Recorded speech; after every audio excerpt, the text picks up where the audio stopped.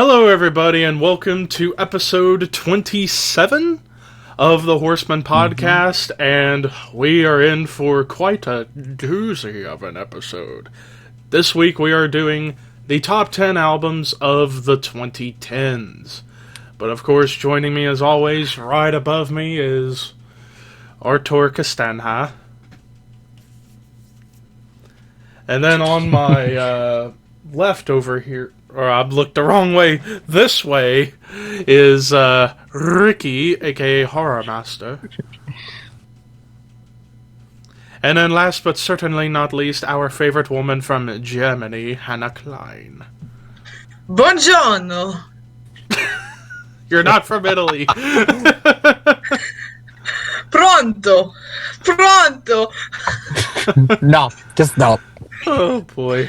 So, yes, we are here to talk our favorite albums from the past decade, and I figured before we get into the honorable mentions and such, kind of a decade in review almost from each of us. I honestly thought the 2010s was an amazing decade for heavy metal, especially the underground scene. Of course, you had mainstream darlings that helped keep it popular for the most part. Bands like Ghost, who started out underground and then took it up to the mainstream. But also even bands like Avenged Sevenfold, not only keeping it mainstream, but experimenting with the formula as the decade progressed. Metallica came back for an album. You had Iron Maiden having 2 albums out.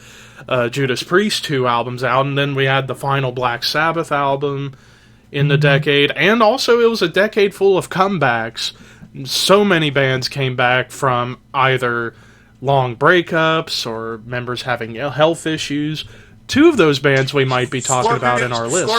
Scorpions announcing their 7th or 8th retirement tour and then coming back again. But of course, the decade also was filled with a lot of tragedy. And arguably the biggest loss we had in the decade was right when it started with Ronnie James Dio passing away from stomach cancer. Rest in peace, Dio. We had other major deaths within the world of hard rock and heavy metal. Lemmy, all 3 members of the classic Motorhead lineup. Lemmy, Fast Eddie, Phil Taylor, Wurzel also from Wurzel also as well. Yeah, Mike Starr, the original bassist for Alice in Chains, passed away in the decade. Scott Weiland from Stone Temple Pilots, Chris Squire from Yes, countless, and it's a shame that a lot of these people were taken away from us so soon. And what's ironic is that we're talking about the 10s and all the legends that passed away, but what's even worse is the fact that we're only January, and how many people and how many legends have passed away. Kobe Bryant, a sporting icon. I remember watching him growing up, and I played basketball as well. He was a bit of an influence as well. But Neil Peart, arguably one of the top 2 best drummers of all time. Sean Reinhart, who helped with Chuck Schuldiner innovate the Human sound and Cynic. And all albums.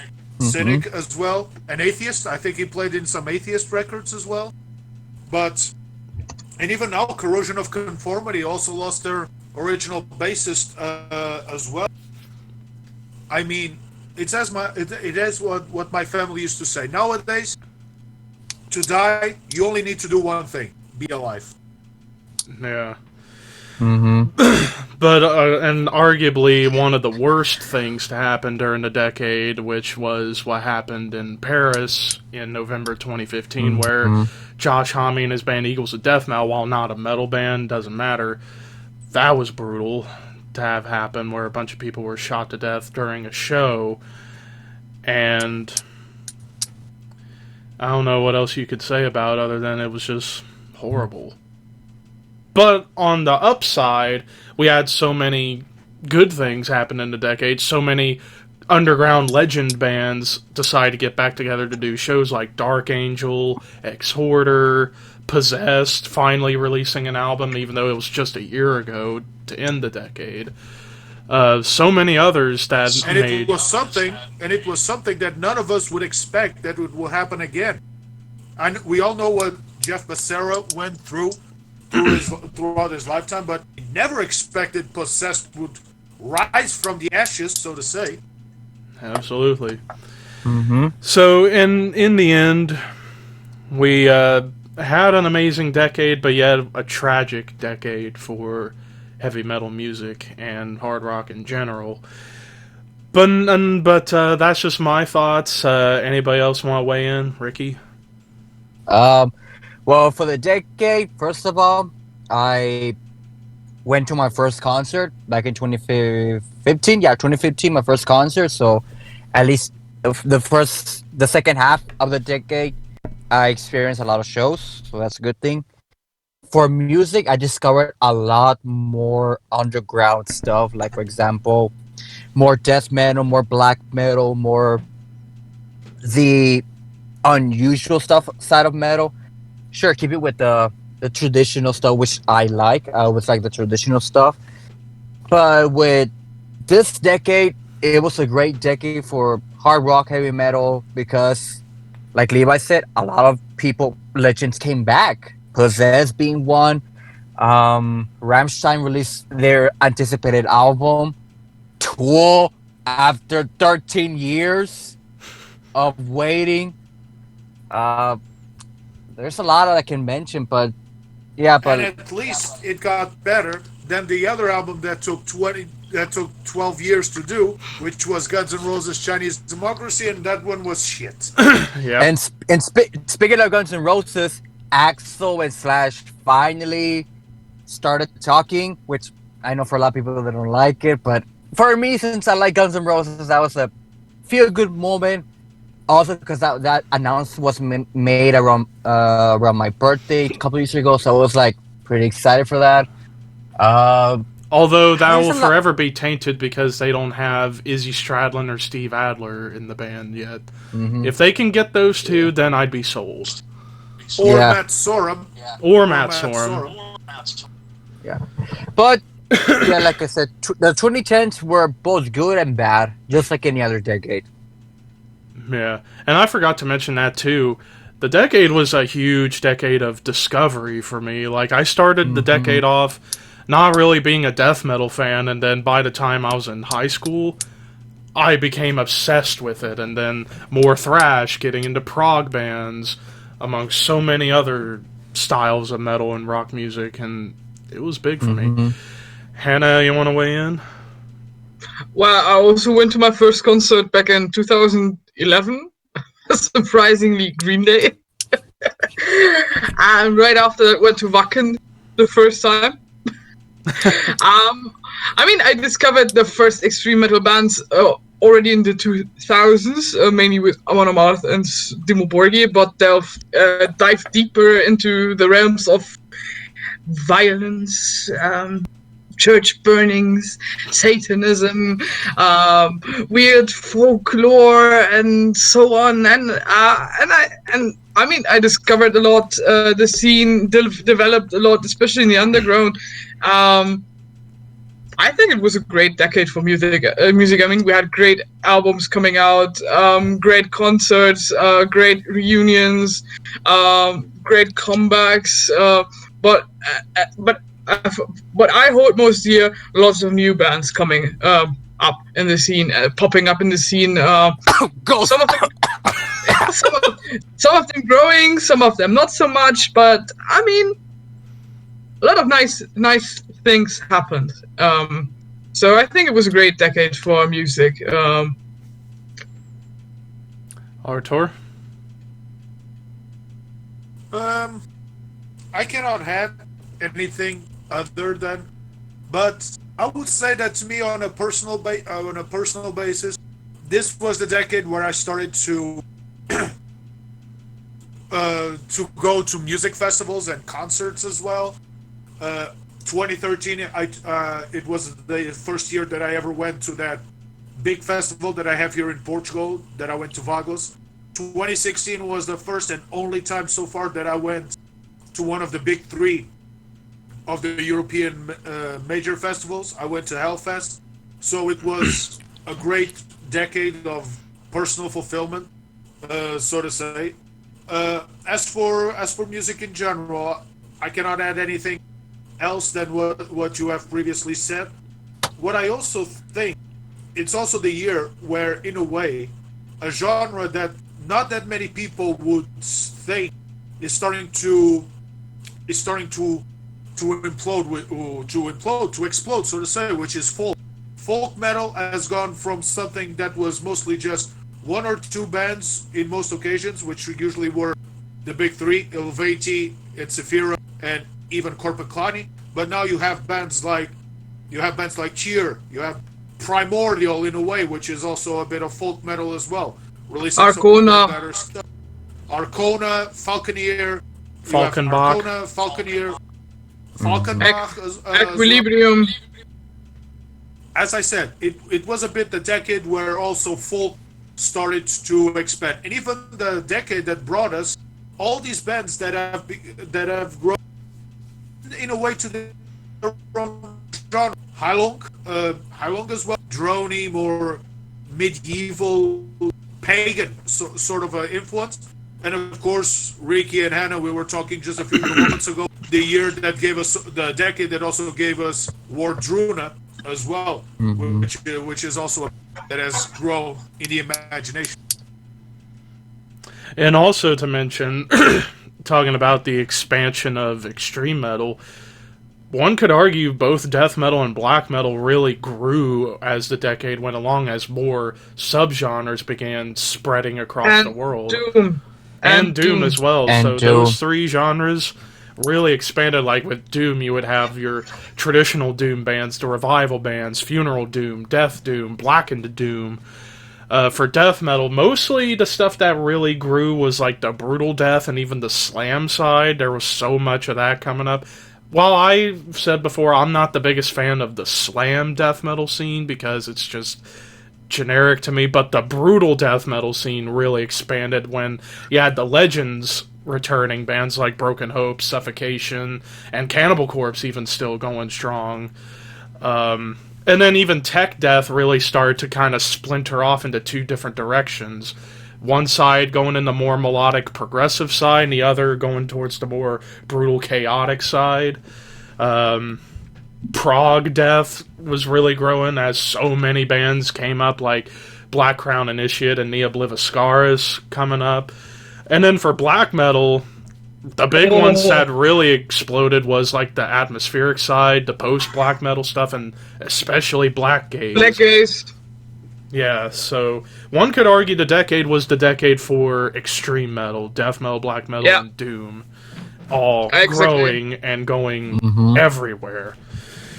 But enough reflection, let's get into what everyone is watching the premiere for, and that's our list, but we got honorable mentions. Hannah, let's start with you. I've got 11.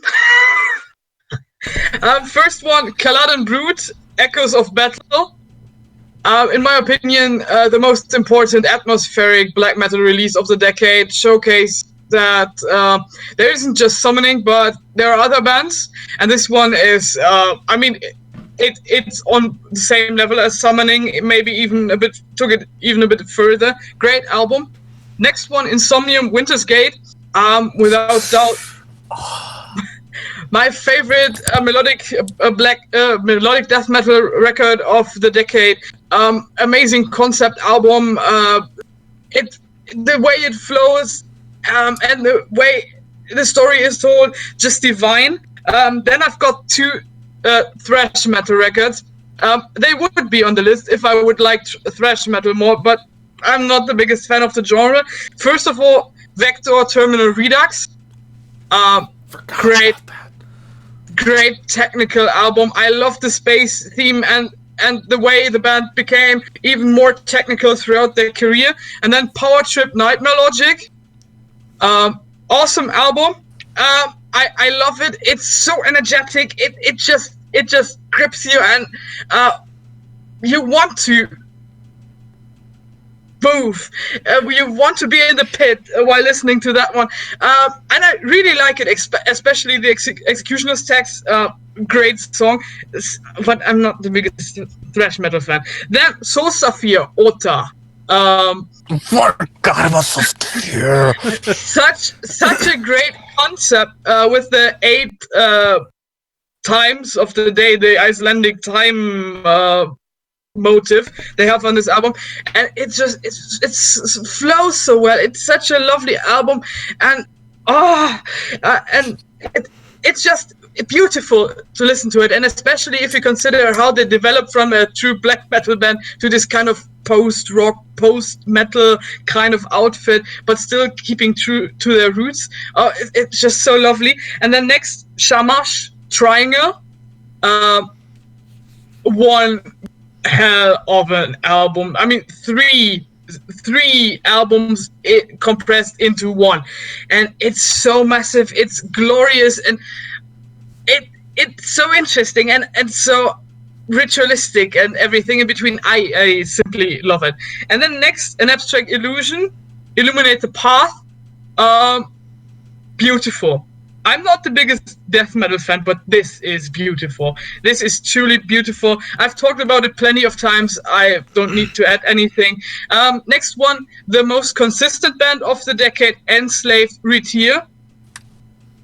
So many great albums by Enslaved. Retear is probably my favorite album out of this decade, and so many great albums from Axioma, Retear, In Times, and the latest one, E. Spectacular. Then the next one, the masters of goth rock, goth black metal, Tribulation, Children of the Night. I need to get into Tribulation. This kind of gothic atmosphere it creates. This album is just perfect. Revived or created a scene entirely new, whatever, mixed weird death metal, black metal, gothic rock. Just the way it works, and it's fascinating. And then second to last, Triptychon, Melana Kasmata. Triptychon released 2 epic records this decade. This is my favorite. It, again, this kind of industrial atmosphere this album creates, it's so epic. And it's got this kind of coldness to it. I can't describe it. I really like it. And then the last one, Kauwan Sorny Night. Great concept album from Russia, Ukraine, and sung in Finnish. The storytelling on this album is spectacular. I talked about it a lot as well. It's just so dear to my heart how it tells the story of the Dyatlov Pass accident where everybody died and froze in the snow. So tragic, so lovely, and the music perfectly accentuates everything. Ricky. I have 6 honorable mentions. The first one is Behemoth's I Loved You at Your Darkest. It was quite a good album to me. A bit of a letdown, but very passable. It's not as great as another album later on the list. No spoilers. No spoilers. Artur might have this one. Rituals by Rotting Christ. It's another. I thought about it. I thought about putting Honorable Ryan Price mentions, too. not on my list. Well, Honorable again, mention. Call me.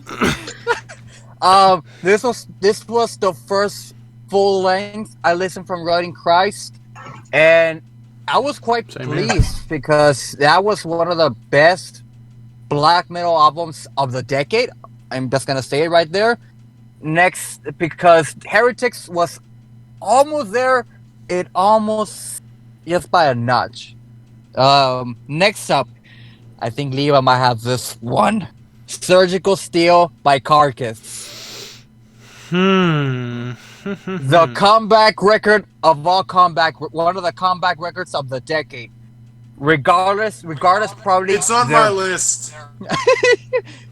People been saying that's probably their best work since Heartwork, which I could agree, but it's just perfect. It's a perfect album. And the last 3 albums are 3 out of the 4 big 4 thrash metal. Repentless by Slayer, Dystopia, Megadeth, and Metallica, Hardwired to Self-Destruct. Again, I'm a huge thrash metal fan. Me too. I had to add these three to the list. Metallica was one of the almost made in the top 10, but there was something better that I liked.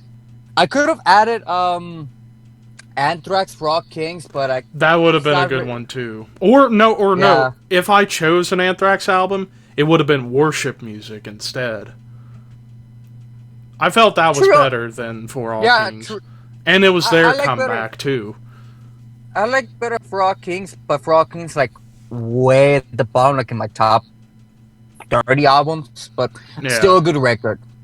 But yeah, I mean, Repentless, the last Slayer album, unfortunately, Dystopia, a great comeback from Dave and the band, and After the I can't- disaster that was Super Collider. I can't wait for the rumored album in 2020 and Hardwired to Self-Destruct, the crown jewel of the album, spit out the bone, going back to the thrash metal roots. Yep. That's it. All right, Artur.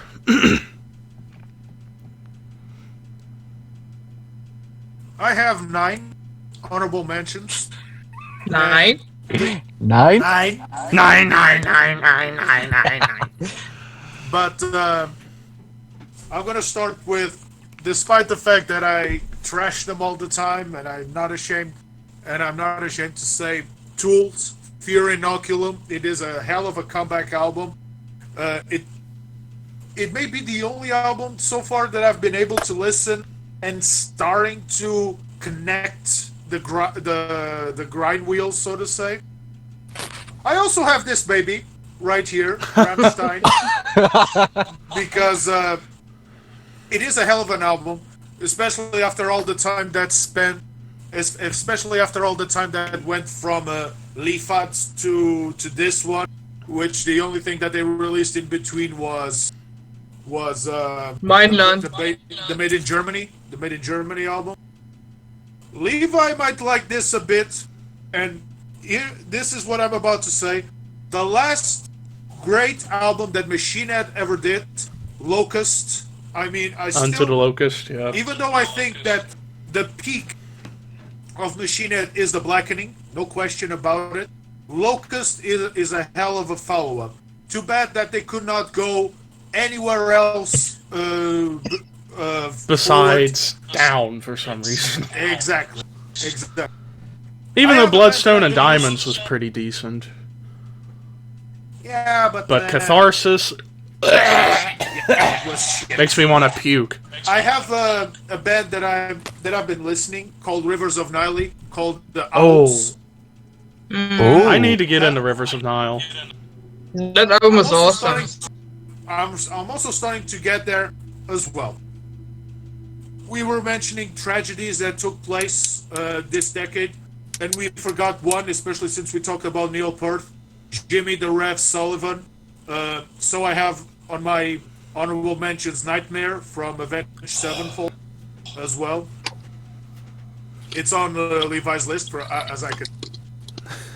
Levi and Banger got me also on this band. As Hannah said, Power Trip, The Nightmare Logic. I also have it in my honorable mention. As for the last three, it's a bit more of a personal taste to it. I have 1755 from Moonspell as It well. had to be on your list.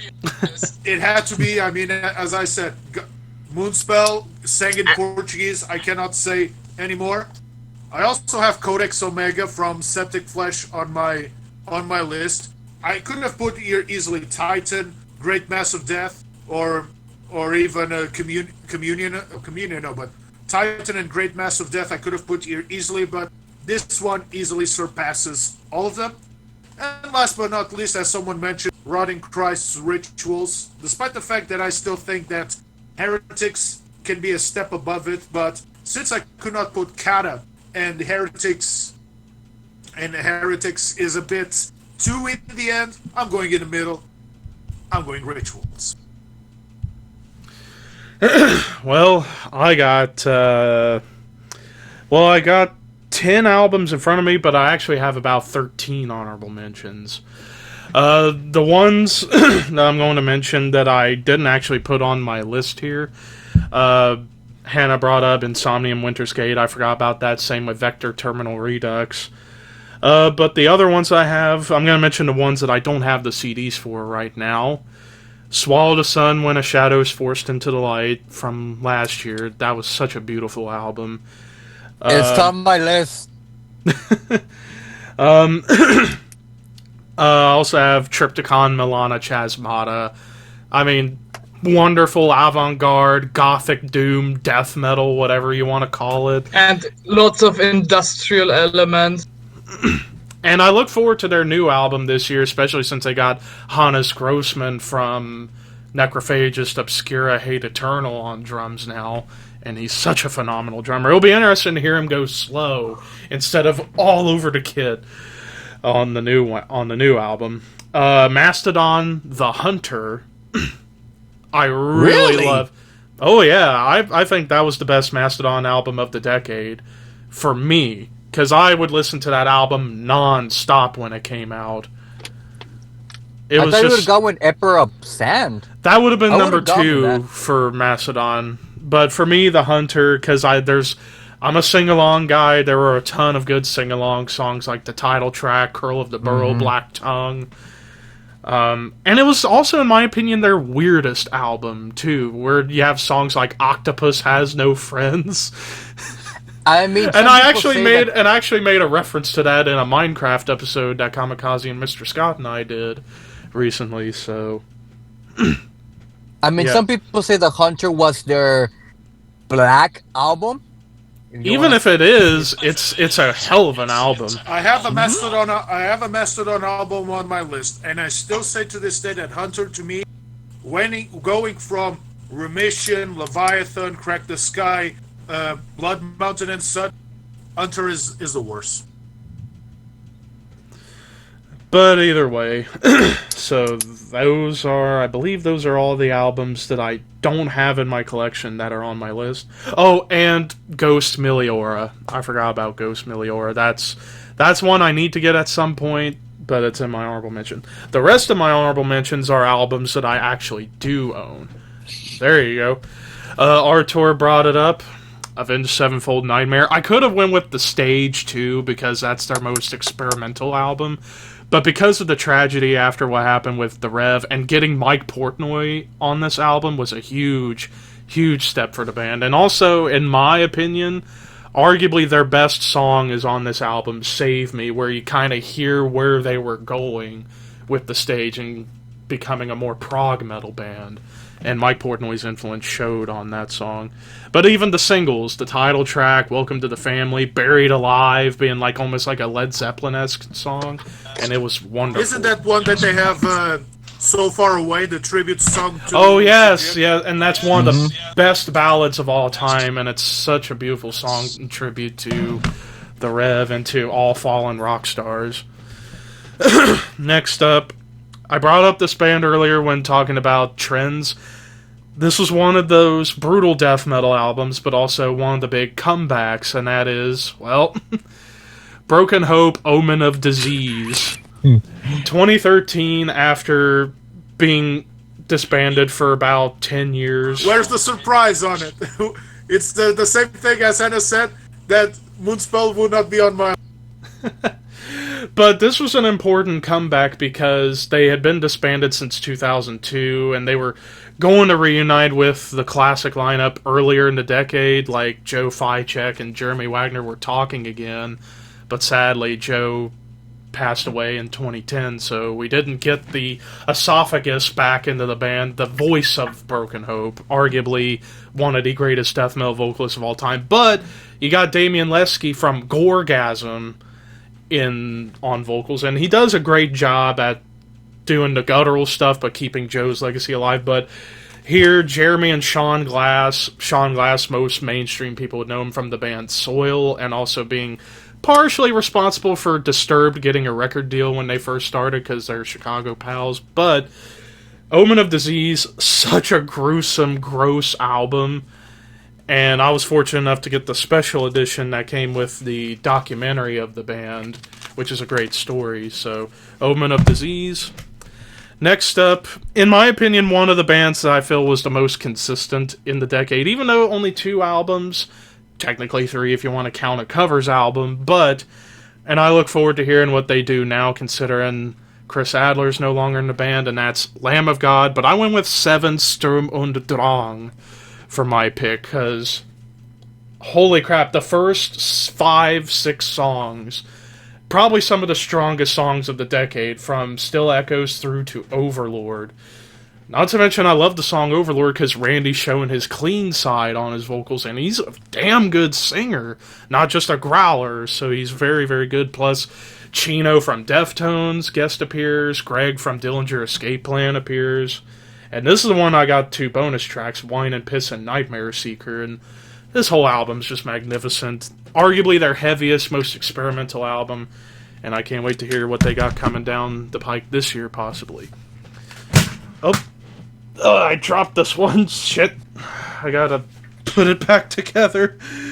Sorry me, Butterfingers over here, but regardless, next up, I don't know if anybody's gonna have it on the list, but I wanted to make sure it got a little mention, and that is Iron Maiden, The Book of Souls. It's on my list. It's on my list. It's on my list too. But I mean, yeah, and funny enough, while I have this in honorable mentions, I have not finished this album still. It is so massive, but you can't deny it is a masterwork of modern day metal, especially with songs like Empire of the Clouds, their longest song, and it's a masterpiece.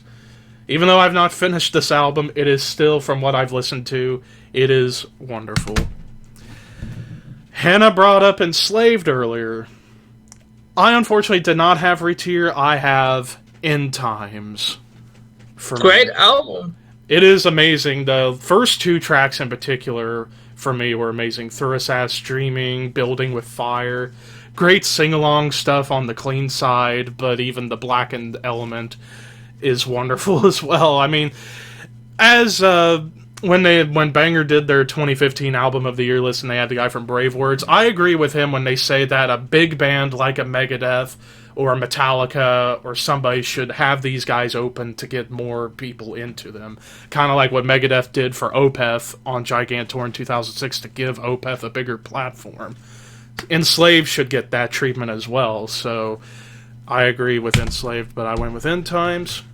Next up, I don't know if this band's going to get mentioned by anybody else, but I want to make sure they get some love, and that is Gojira L'Enfant Sauvage.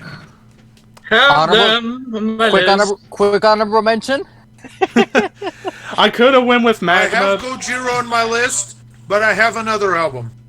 I'm going to assume Magma, because that was the only other one. But yeah. L'Enfant Sauvage, I went with it because it was the last of, in my opinion, their golden age. Magma's a great album, no doubt, but this was the last where you got the death metal side of the band, whereas Magma went a little more simpler, a little more groove-oriented, but still great. But L'Enfant Sauvage, I mean, when you have tracks like Explosia, the title track, Born in Winter, probably my favorite. The Gift of Guilt. Yeah, but Born in Winter was the song on this album for me that I love the most. So beautiful, but yet so heavy in the second half, and even the visualized music video to it made sense. Oh no, Hannah, come back!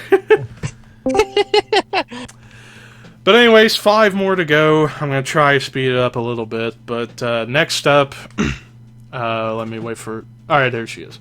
Where she's coming back. There you are. Hello.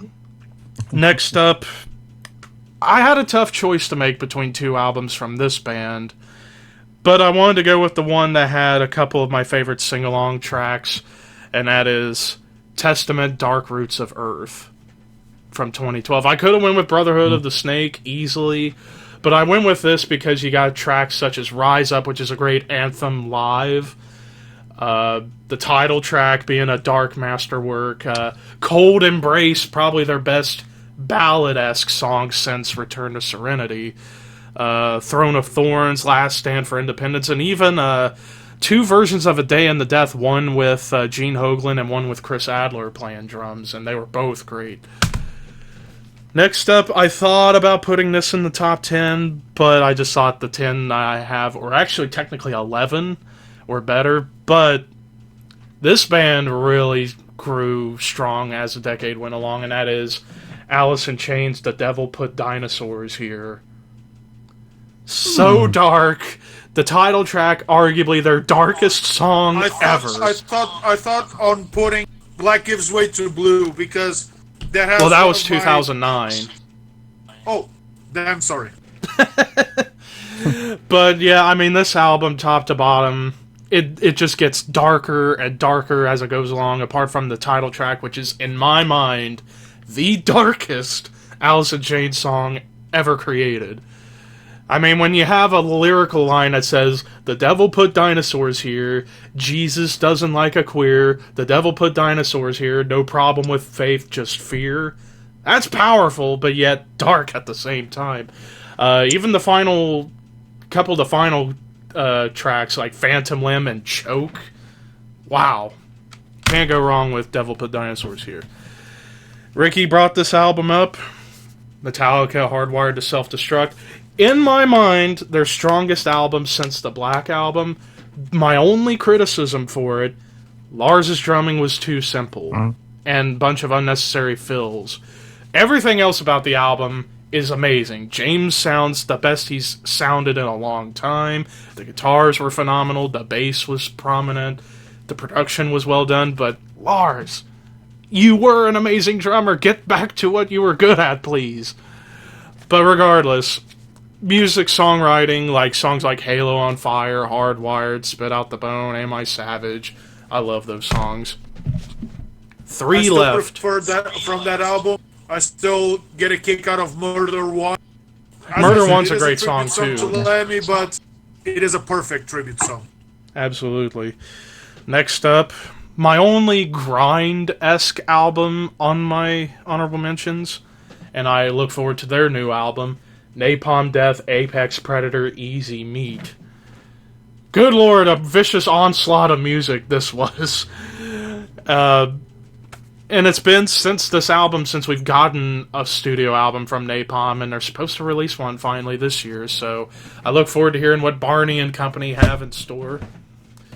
Next up, this was my album of the year for 2018, At the Gates, To Drink from the Night Itself. While more raw, old-school production, courtesy of Russ Russell, musically, I think it's on par with At War with Reality, which also came out in the decade, but I go with this album because of the song Daggers of Black Haze, one of their most mellow but dark songs they've ever done. And then lastly, more Metallica love, but not the band. Newsted's Heavy Metal Music, his solo album. Honestly, I would say this is better than Hardwired, and really anything Metallica has done since the Black Album. I mean, songs like Heroic Dose, Soldier Head being a thrasher, but even like a Doom song in Nocturnus was so good. It reminds you of Black Sabbath and Cathedral, the way it's put together. It's so heavy. Not to mention, a guitarist from Stained, Mike Mushok, was on this album, and he got to show what he was really capable of, instead of being limited to when he was in Stained. But those are finally my honorable mentions. Wow, 40 minutes in, and we haven't even gotten into the actual list yet. But now 40 we're minutes. getting there. Damn. But now it's time to get into the actual top 10, starting at number 10, which for me was my album of the year for 2019, Cattle Decapitation Death Atlas. I talked about it at length on the top 10 albums of 2019. Brutal onslaught, but yet powerful lyrics, especially the title track being their best song they've ever done. Travis Ryan being an absolute insane vocalist with his style of clean-ish vocals, where he sounds like he's an idiot at times, going... I can't do an impression of Travis Ryan's clean-esque vocals, but top to bottom, not a single wasted moment. Environmental, death lyrics. After all, the album cover I brought up, it's the Grim Reaper holding a burning earth and space with a scythe and an hourglass signaling the end times. It's an amazing album. People should give more respect to it. Ricky. My number 10 is from my favorite band of all time, AC/DC's Rock or Bust. Kind of thought that was going to be on your list. Yeah, I mean, there was no question this was not gonna make the list.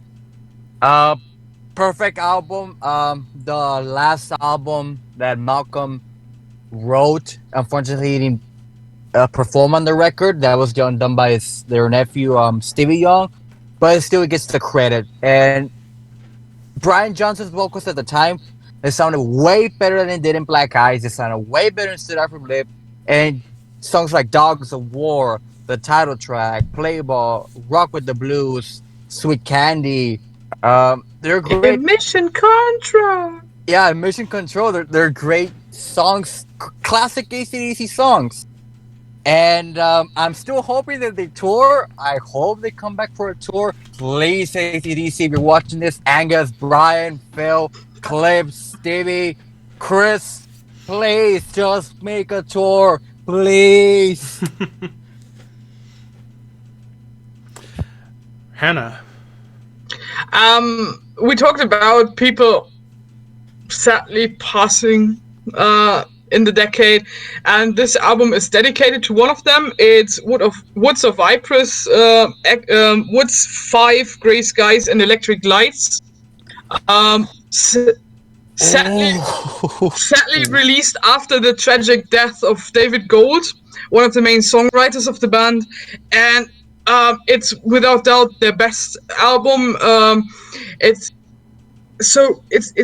a weird mix of doom and gothic, and it's such a deep album, and the lyrics are so ironic if you consider that he died in the recording process of everything, and you have these great songs like Adora Vivos or Kiss My Ashes Goodbye. I was just about to mention that song. Yeah, Career Suicide is not real suicide, and it's such a deep and depressive album, and I listened to it. I've been listening to it for the last couple of weeks in preparation for this episode. It's so fucking deep. I think my favorite song from that album is Final Goodbye. I think that's the name of the song. Oh yeah, or Silver is also a great song. Especially when it says, we spend our life together. We didn't spend our life together, and I'll miss you forever. That hit me so much in the heart. Yeah, it's so deep. It hits you. It directly gets to your heart. Quick honorable mention. And I was going to say, Kiss My Ashes Goodbye, arguably one of the saddest songs in metal history as well. Yeah. Even Loudwire put that on their list of saddest songs in metal of all time. And it is. Artur. I think that somewhat my number 10 has already been. I think it was by one of you on the honorable mentions, but it is a hell of a comeback album. And some already mentioned it has been years since Heartwork. It's Carcass's Surgical Steel. Never been too much. I've always liked the earlier stuff from Carcass, especially Symphonies of Sickness and Recomputrification. Not Symphonies of Sickness. I forget the other album, but I think it's Recomputrification. Sorry? Necroticism after Symphonies of Sickness? No, Recomputrification. Well, Recomputrifaction, the first one. Recomputrifaction, yeah. I've always loved those two albums. But it has been years since Jeff Walker and Bill Steer have done anything of notice. I mean, yeah, they have played with Brujeria, they have played with other bands, but as Carcass itself coming back with an album such as Surgical Steel, it feels like they're going back to their roots, even tuning down a bit on the death side, but it feels like it's still that pure death grind that we've all grown accustomed to it. And for that reason, Surgical Steel gets my number 10. And while we're on you, Artur, let's get your number 9999999. Nine? Nine? 9? This one, it Yes. will be. Huh? What? Well, That was already nine in Germany means no. I know. So I wanted to say something positive. Yes, yes, yes, like Daniel Bryan. Yeah, yeah. No, this will be a bit my first of two because I could not resist putting it, and this will be the weirdest one that I will put here. Metal Resistance by Baby Metal. I have never talked about What? but it's because I found it weird, but I could not stop listening to it. It is annoyingly I mean, catchy, before- I will say that. It is. You could say the same thing for Nightwish, for Epica, for Within Temptation, for all those other bands that are even Corpiclani. It's catchy, but you cannot stop listening to it. But Metal Resistance has got a bit of that. But I also have on my list a band that has been consistent in all aspects of what they've done. And I think that over these past few years, they have been going strong in their. They have been going strong. It's Amorphous, and I have Queen of Time, their latest album. I could have easily put any other but that they released, but Queen of Time as a lot of what made Amorphous, especially from one of my favorite albums of all time, Silent Waters. They have the melody, they have the catchiness, and Tommy still growling like all hell. And even with some of their singles, especially Among the Stars, where they do a duet with Anneke van Giersbergen, ex The Gathering, it's still one of those songs that you just can't stop listening. And Amorphous have been consistent throughout the 2010s. So, Metal Resistance by Baby Metal and Amorphous's Queen of Time. Number 9. Yes. My number 9. My number 9 is Yeah. yeah, and I actually dropped my glasses. Oh god. As I reached for the remote, my glasses fell. My number 9 was an album that was actually number 2. If I had done a top 10 albums for 2013, this would have been my number 2. And we got hey, it's Raphael Fireblade. What's up, man? Well, I guess before I do my number 9, we'll real quick get Raphael's honorable mentions and number 10. Okay, for honorable mentions, we're doing 2010, right? Yep. Okay.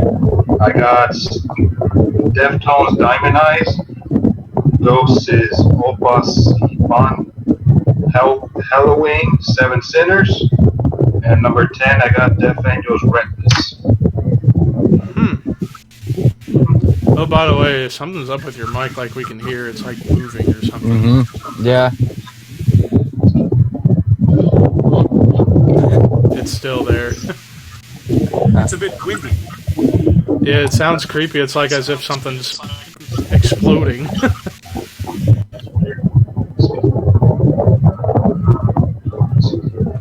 So I guess while we're doing our stuff, you and Artur will have to near with the mics. I know, but like it's really distracting. I'm sorry.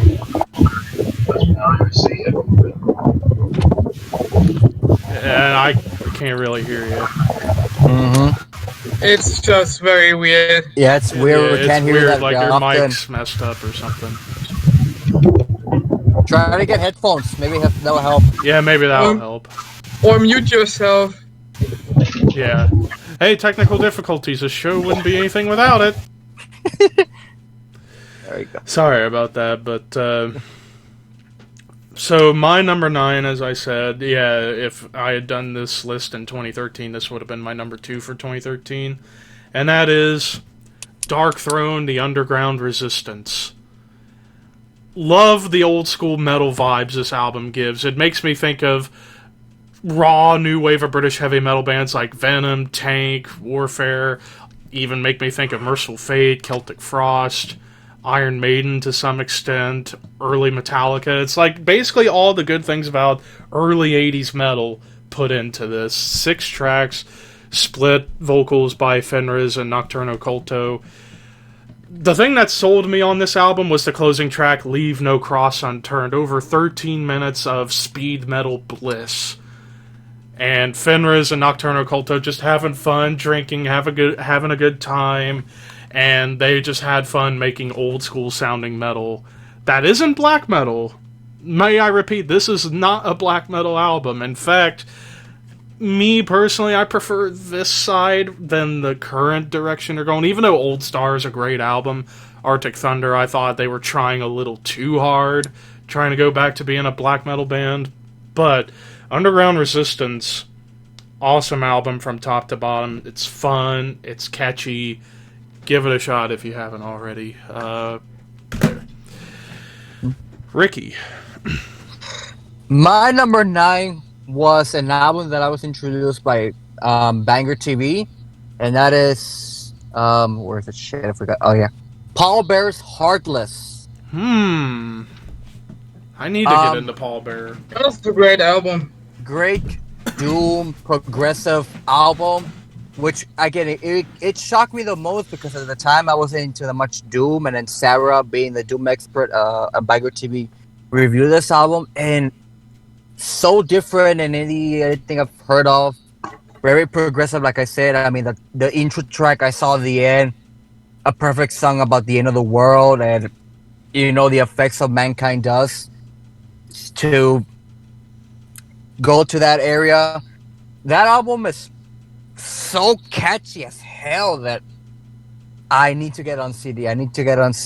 And I would love to see Paul Bear live, especially. I see Paul Bear opening for a band like maybe Opeth. That would be something. I saw them opening for a Morphers. No, for Paradise Lost.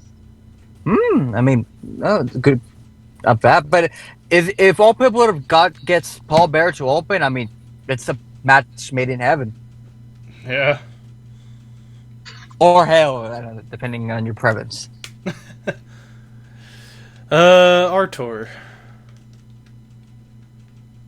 Already said my number 9. Yeah, I forgot. Oh yeah. Brain fart. Hannah?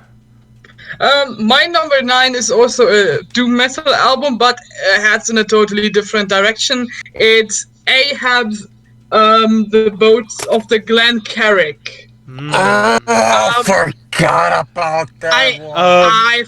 I'm not the biggest honorable mention, right? Well, no, because I know that's Funeral Doom. That made me think of Bell Witch Mirror Reaper. Another honorable mention. I forgot about that one, too. Same. I love Ahab. They are my favorite funeral doom metal band and one of my favorite doom metal bands in general. And I love this nautical theme on their albums. I mean, in this one, they adapt the story of William Hope Hodgson about the real Glen Carrick that crashed and the survivor on a rock, stranded on a rock, and the survivors were stranded on sea on 2 lifeboats for weeks.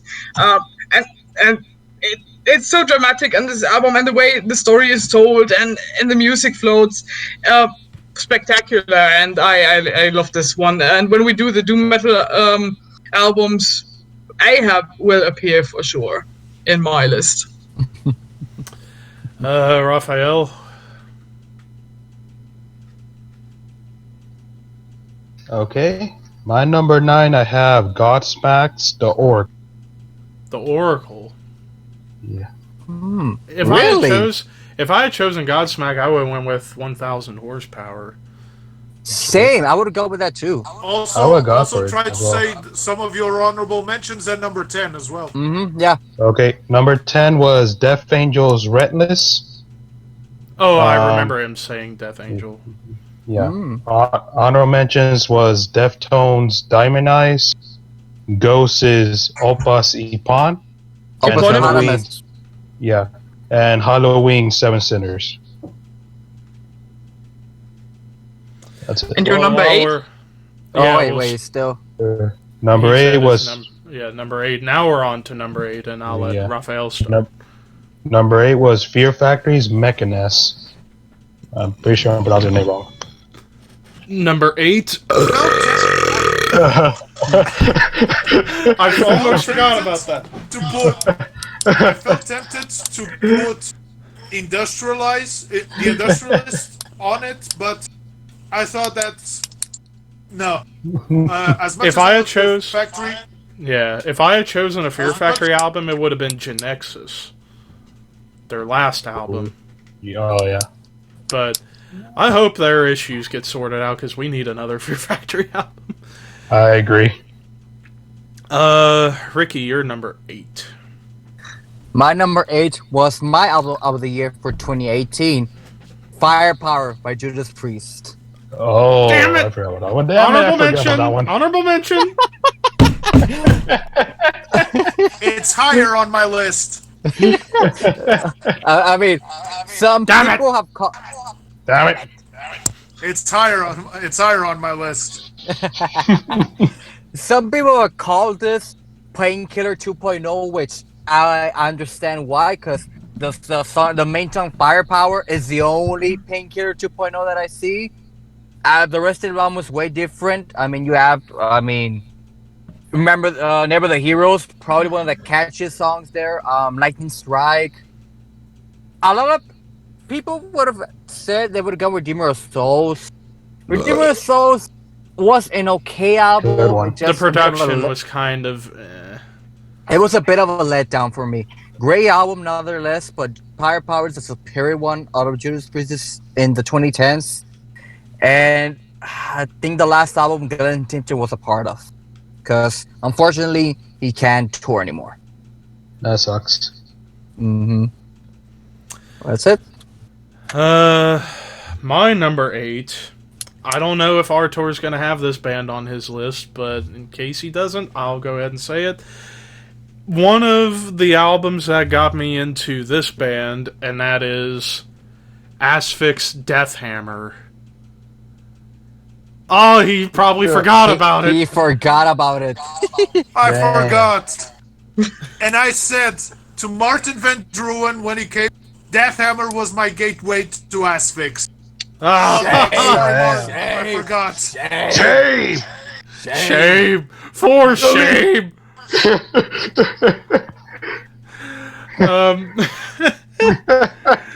And what's funny, couple of different things got me turned on to Asphyx. Banger TV and Cover Killer Nation reviewing this album when it came out. But yeah, Deathhammer, ever since Death the Brutal Way in 2009, Asphyx has been on a comeback streak. And I hope they have a new album this year because I'd love to hear where they're going to go next. But I mean, top to bottom, from Into the Time Incoming Death was also a great album. Yeah. Into the Time Waste through to As the Magma Mammoth Rises, top to bottom, this is a perfect Death Doom album with a little bit of thrash thrown into to it, death. which I can play that song on bass. I even tried to do a bass cover of it, but I messed up a few times and I didn't like how it came out. I might redo that at some point. But the closest album I can compare this to, I've said it before, it might sound like a strange comparison, but a lot of this album reminded me of Celtic Frost's Monotheist album, especially the doomy songs. Like, they're so dark, like Minefield, Durlancer, and even We Doom You to Death, and the closing track, As the Magma Mammoth Rises, has a little bit of that, like, Monotheist-esque darkness and groove to it. Whereas the other songs being that more kind of thrashy side of Asphyx's sound, which I really, really like Reign of the Brute, the title track. Martin Van Drunen continuing to prove that even now in his mid-50s, he can screech and shriek like a tortured soul better than anyone out there in death metal. Even though there's some clones, like the guy from Skeletal Remains, who does a good job at emulating Martin Van Drunen, you can't duplicate Martin Van Drunen. And also, this is the last album with Bob Backus on drums before he left.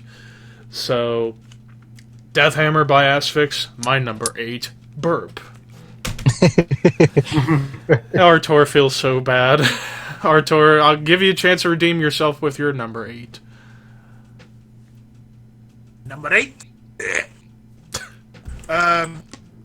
In a way, yeah, I totally forgot about Death Hammer, and and it just flew by. So, Martin, Asphyx, if in case you are watching, I'm sorry, but Shame. but in my number 8, I have the album that made me fall in love with Mastodon again, Empire of the Sand. Oh, I forgot about that one. And I have it. I mean, as we were discussing just a little moment ago,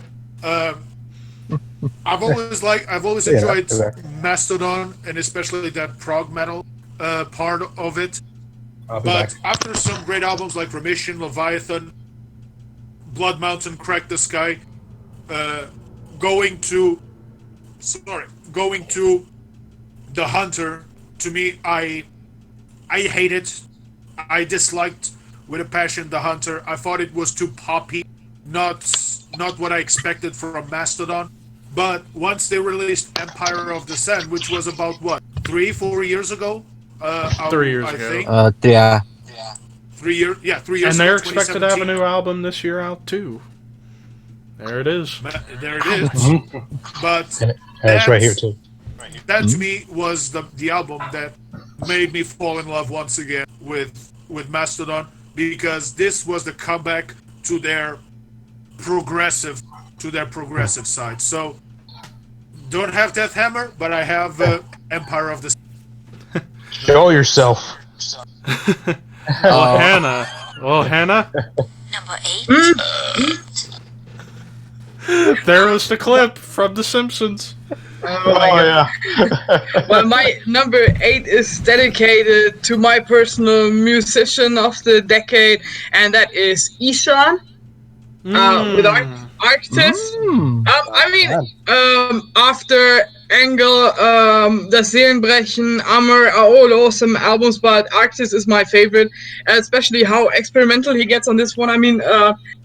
Mass Darkness is a great black metal track. In the South Wind is a great experimentation with electronics. What was it? Until I To Dissolve, classic heavy metal song, and Celestial Violence. In my opinion, the diamond of this album. Great collaboration with Leprous. Every song on this album, in my opinion, is great. Ishan, in my opinion, is a mastermind, and he can do everything, literally everything in metal. From what he did with Emperor to his solo career now, this guy is simply awesome, and that's why Arctis is my number 8. Also noteworthy, Matt Hafey from Trivium also guests on that album too. Oh yeah. About that. As a way to pay back Ishan for helping on a song on their album Silence in the Snow. Just a little note. But now on to number 7. Hannah, I'll let you begin. Let's move on to the band that I love and the band that I hate at the same time. Obviously it was the decade of Ghost. Although I have to say that at a certain point things took a wrong turn, in my opinion. But I cannot deny that Opus Eponymous is a great album, as is Infestissumam, but in my opinion, the best one is Meliora, the album that won them a Grammy. Hannah is also my number 7. It happened again. And Again. It's the European connection. Yeah. Oh, yeah, the number 2, Ricky? Am I the only one that's going to have a number 2 different than the rest of you? Or a number 1 different? I know my number 2 is going to be different from everyone. I know that. Mine will be as well. I think this album is amazing. Great retro heavy metal, but still heavy and not too poppy like the shit on Prequel.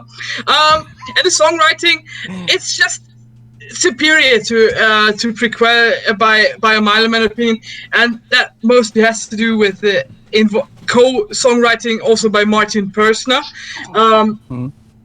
On my favorite tracks like Zenith, although it's only a bonus track, Deus in Absentia, a great song. From the Pinnacle to the Pit, catchy as hell, and that bass intro, Cerise, and he is. There's so many great songs on this one. I still love it, although I hate. Dust. Oh, and Mummy Dust. Mummy Dust. Yeah.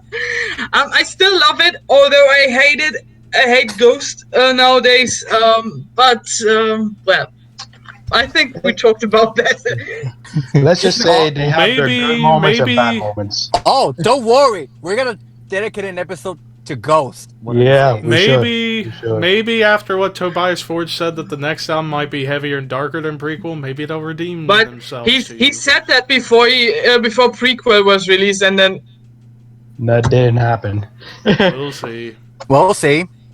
No need to say my number 7 because Hannah said it all. It's also Meliona. Okay, Raphael. Number 7 or number 8? Number 7. Yeah. Barzum's Ballast. Burzum, eh? Yeah, Bruisum. Ballast. Zoom. Bruisum. Some. Bark will kill us all. Yeah, I know he would. He can try. He ain't killing me. Sadly, he's too much of a good guy now. Are you sure about that? A little It's bit. closer to Germany, so Hannah would be the first victim. Oh God! Oh no! I forgot he lives in Germany now. Yeah, he does. No, Oh wait, I thought lives he in lived France. in France. In France. No, he lives lives in Yeah, I in thought France, he lived but in France. France's closest border is Yeah. depending on which area of France. France's Yeah. closest border is Germany, or as the Germans would say, sehr Deutschland. And I forgot that. And I forgot. Varg brought Burzum back, and they got an album coming out this year, but it's not even really worth anything to me. Because it's not even a black metal album. It's one of those like synth heavy albums. Like a folk something around there. Yeah. Like a symphonic, no?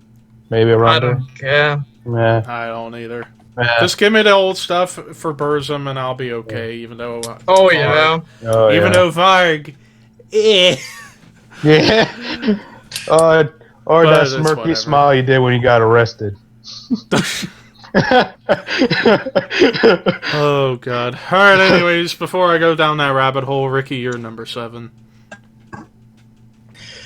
My number 7's been mentioned by both you, Levi, and Artur. I think they're your honorable mentions.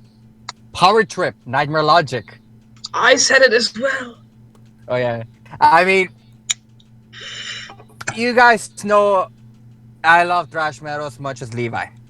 And when I first heard this album, it gave me this feeling that I was in the 80s, this old school feeling that I was like, oh my God, this sounded like it was recorded like in 1985, 1983. I mean, Executioner's Hammer, that alone, that song alone. Oh yeah. The title track. Exactly. Executioner's X. Axe. Yeah. I don't know why I say hammer. I think I was thinking of a metamorph, but never mind. Swing of Sorry. the axe. Yeah. Swing the axe. I mean, and the music video, people moshing like it was back in the old days.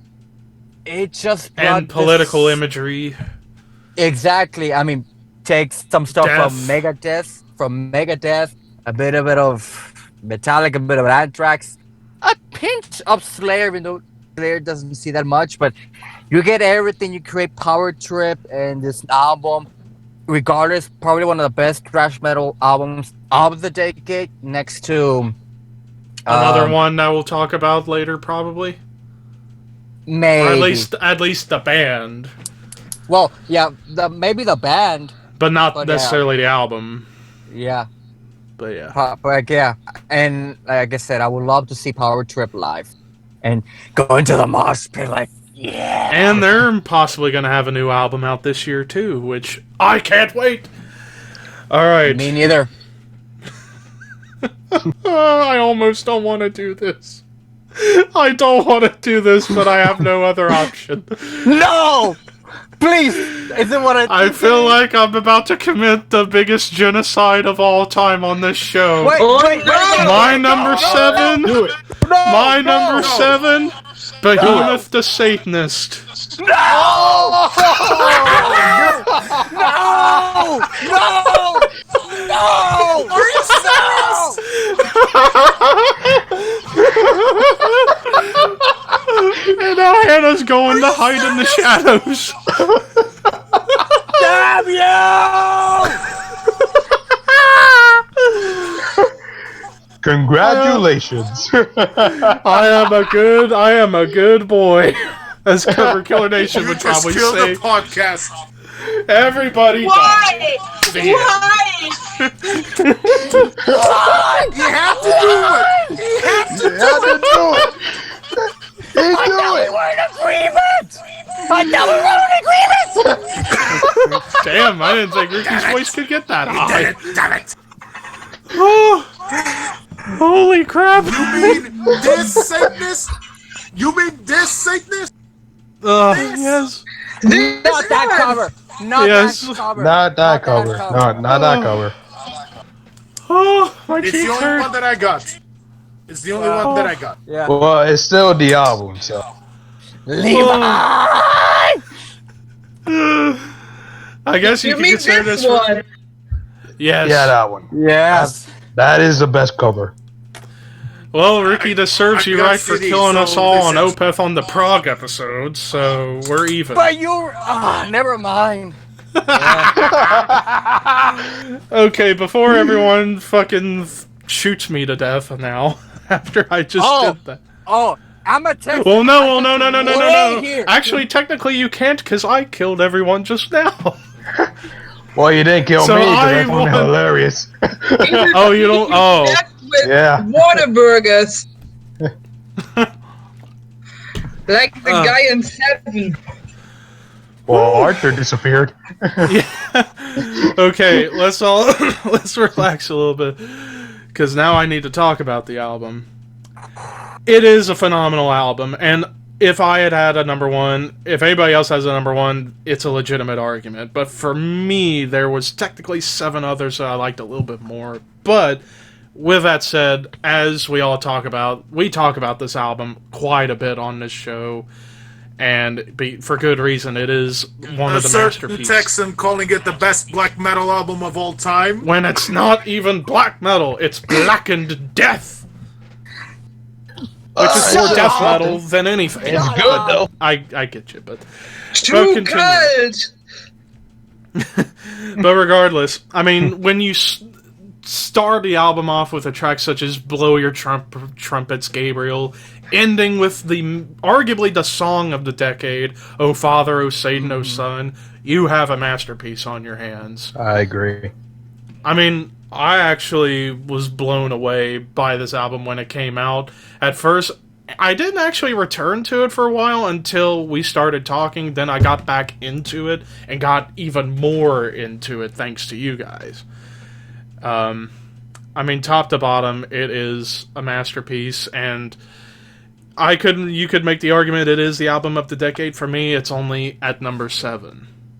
And it was actually, I don't remember where I ranked it in my 2014 album of the year list. It might have been like 5 or 6, but now it's number 2 for me, because in my mind there was one other album from that year that I liked a little bit more, and we'll get to that actually right now, since it's time for number 6. The problem is not being not number 1, is being so low. It easily top 3. Exactly. That was Yeah, I that was agree. like so low. I mean, if it were like top 5, top 4, I get it. But Yeah. oh my Like top 7. Come on. Well, still, like I said, there were just other albums I liked more in the decade. At least it's on the list, because I can't deny its power. yeah, I agree. But anyways, moving on to number 6, I actually have a tie, and it's 2 German bands. One old school, one new school. I'm going to start first with the new school band, and I'm actually kind of surprised nobody's brought this album or band up yet. But when this album came out in 2011, I didn't get into it at first. I got into it years later. Listen to it top to bottom, completely mind-blowing, and that is Omnivium by Obscura. Progressive tech death at its best in the decade. This, in my opinion, was the last amazing Obscura album. The two albums you had after Acrosis and Delivium, I believe was what it was called in 2018. They were great albums, but nothing, in my opinion, for Obscura will top this or Cosmogenesis in Obscura's catalog. I mean, top to bottom, it's beautiful, it's heavy, it's melodic, chaotic. This, to me, was like reminding me of albums like Symbolic by Death. It has that perfect balance of the heaviness of death metal with that melodic, technical, progressive side. While this has blast beats, whereas Death didn't really do blast beats, it's still amazing. Plus, this was the last album that featured Christian Munzner on guitar and Hannes Grossman on drums.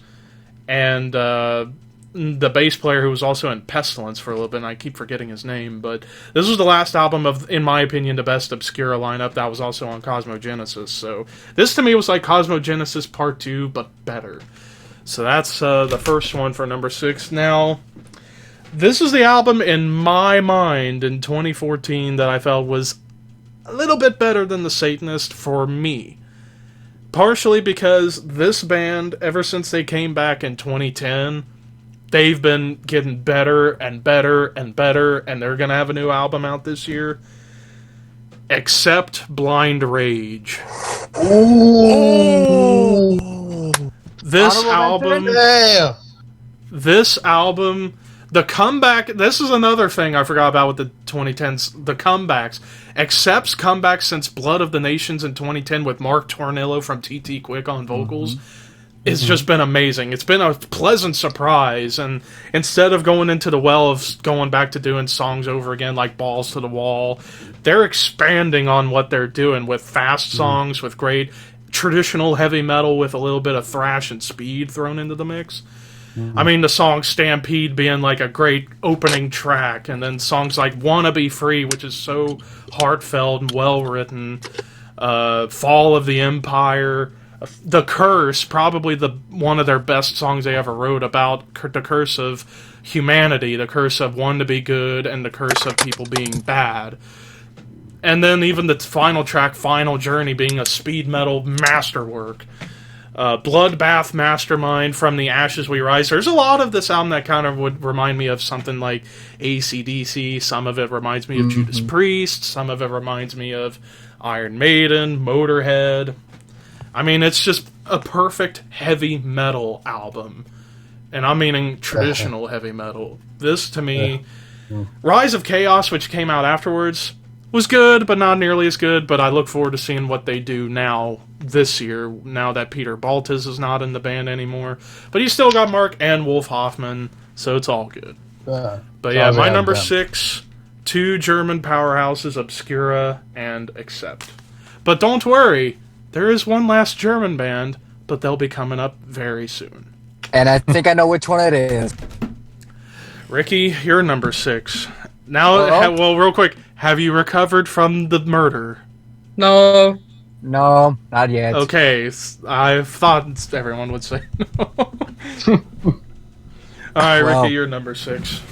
My number 6 was my album of the year for 2019. Swallow the Sun, When a Shadow Force Into the Light. I've talked about this album every time I get. I mean, to right now, since I got tickets to see Swallow the Sun in May, I've been listening to it more and more, which I'm pretty excited to see him live.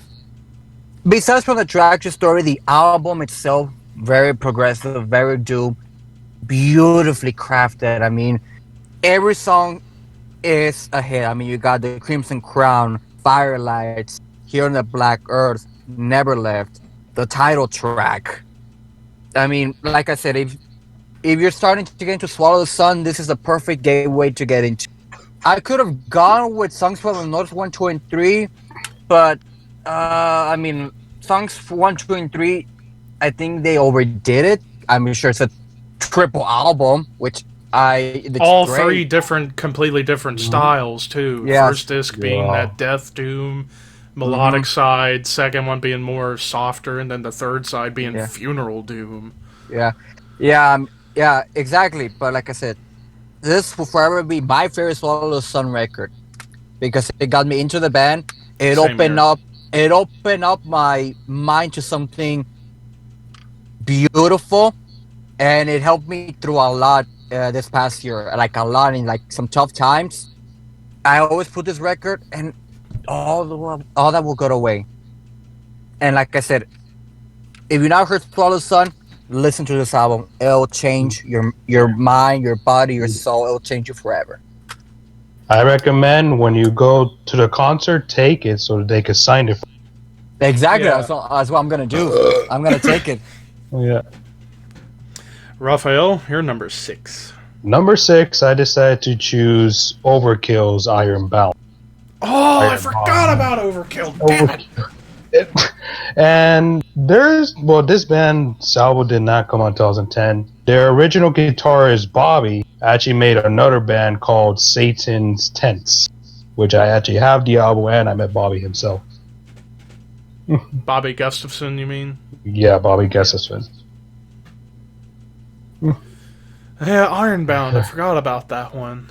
Damn. And Overkill, one of the best thrash metal bands. And also, this band has been mentioned a lot by a YouTuber named J Hoff Films. Well, his protege, Chris Thrasher. He wears that shirt like all day, anything Overkill, he'll have it. Yeah. And I'm Alright. also planning to get their vinyl one of these days. Hannah, you're number 6. My number 6 is, in my opinion, the collaboration of the decade, and that's Call of Luna and Julie Christmas on Mariner. Wow. It's no secret, I love Call of Luna, and this was such a surprise when it came out. I would have never thought that these two groups, Julie Christmas and Call of Luna, would ever work together. But and least of all that it works, but it does. I think this album, the space theme on this album is great, and Julie Christmas vocals work so well in this kind of futuristic post-metal environment that is created on this album. And I've also got the live version of this one. It's killer. One of the albums I've listened to the most ever since it came out. It's been on constant rotation. I mean, the wreck of SS Needle, Cygnus, The Greater Call. Every song on this one is great. Approaching Transition, Beyond the Redshift, Chevron. Awesome. Artur, you're number 6. You, in a way, already spoiled a bit my number 6, which is Iron Maiden's Book of Souls. I mean, I forgot about that one.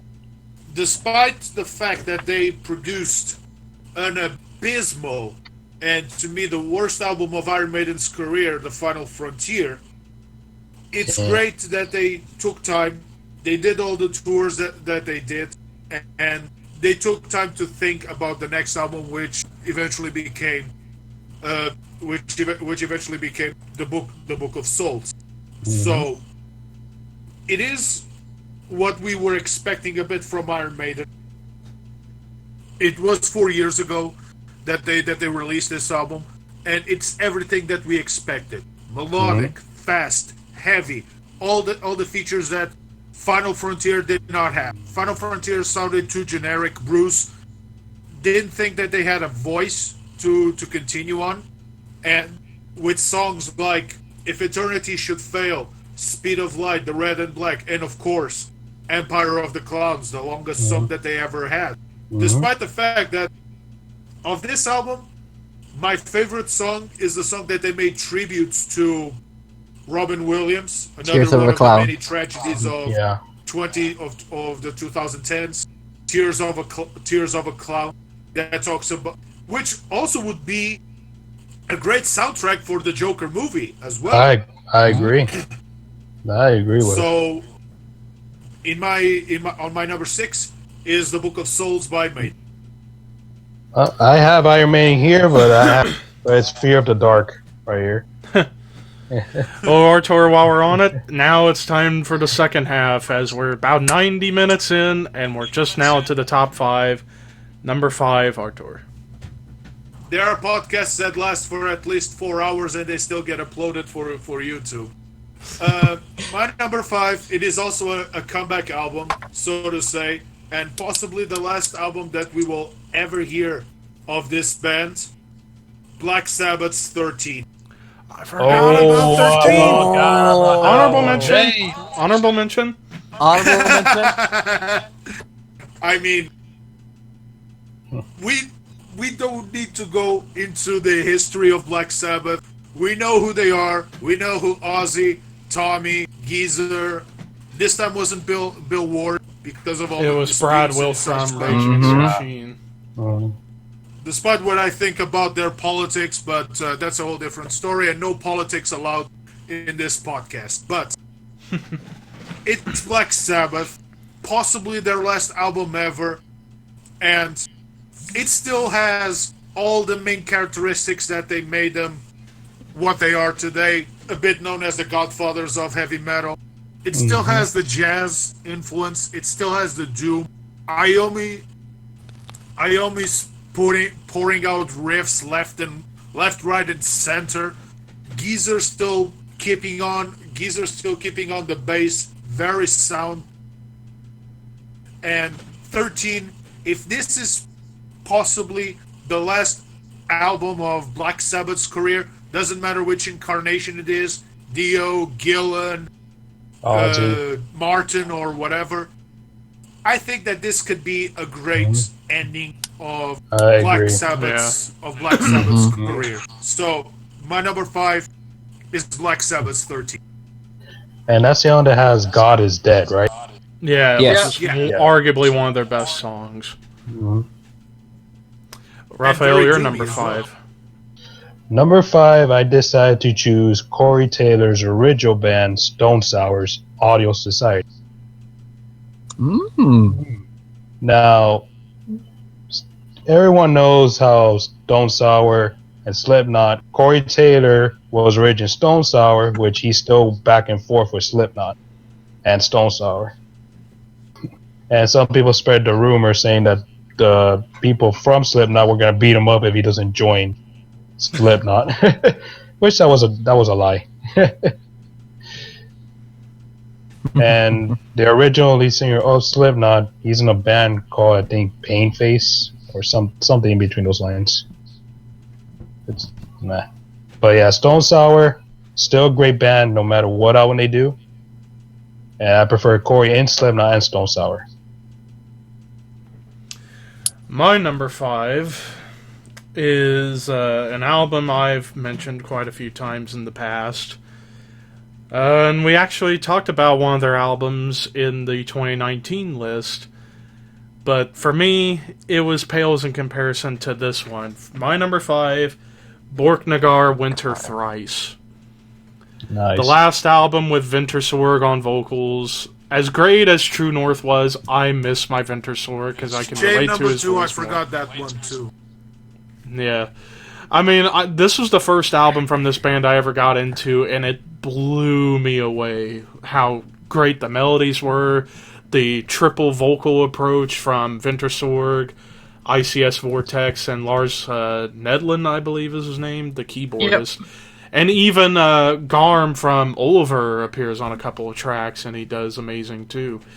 I mean, songs like Rhymes of the Mountain, the title track, Cold Runs the River, maybe my favorite Borknagar song, Noctilucent, and this is the one I got the bonus track, Dominant Winds, which was a cool song. But progressive, folk, black, Viking, whatever you want to call it, it's a masterpiece. And I actually got my Borknagar patch because I bought this album. So nice. So yeah, Winter Thrice by Borknagar at number 5. Hannah, your number 5. My number 5 is L'Enfant Sauvage by Gojira. I could have easily chosen Magma, but I like this one better because it's heavier and more true to the roots. It's so heavy with the death vocals, but also groovy. And contains some of my favorite Gojira songs with The Gift of Guild and the title track. I think it was Gojira definitely was one of the bands of the decade, especially because of their live performances. In my opinion, they're the tightest live band there is. It's like a well-oiled machine. It goes on and on and on. It's pounding. It's heavy. Then Mario, the vocals of Joey are incredible. Mario is great on drums. I simply love this band. And I've seen them live, I think now 3 or 4 times, and they never disappoint. They always go and they get your blood pumping. It's so amazing. And we lost Artur, but he'll be back. Yeah, and I wish I could have seen them live in 2017 when they were touring with Avenged Sevenfold and Metallica. Because that would have been an amazing show to see all three of those bands. I wish I knew about that sooner. Yeah, during Metallica's Hardwired tour, they had Avenged Sevenfold and Gojira opening up. Wow. And then there's this one picture I found where they're all together backstage, right after Sinister Gates pranked Johnny Christ by dumping a bucket of ice water on him, right before they took that picture, so his mohawk was gone, which is funny. There's a video of that on Avenged Sevenfold's YouTube channel during a prank war between Johnny and Sin, where they just went at it. But yeah, Gojira, if I could put a tag on them, they're like what would happen if Meshuggah didn't have 7 or 8 string guitars. Yeah, I agree. Because they're very, very similar rhythmically.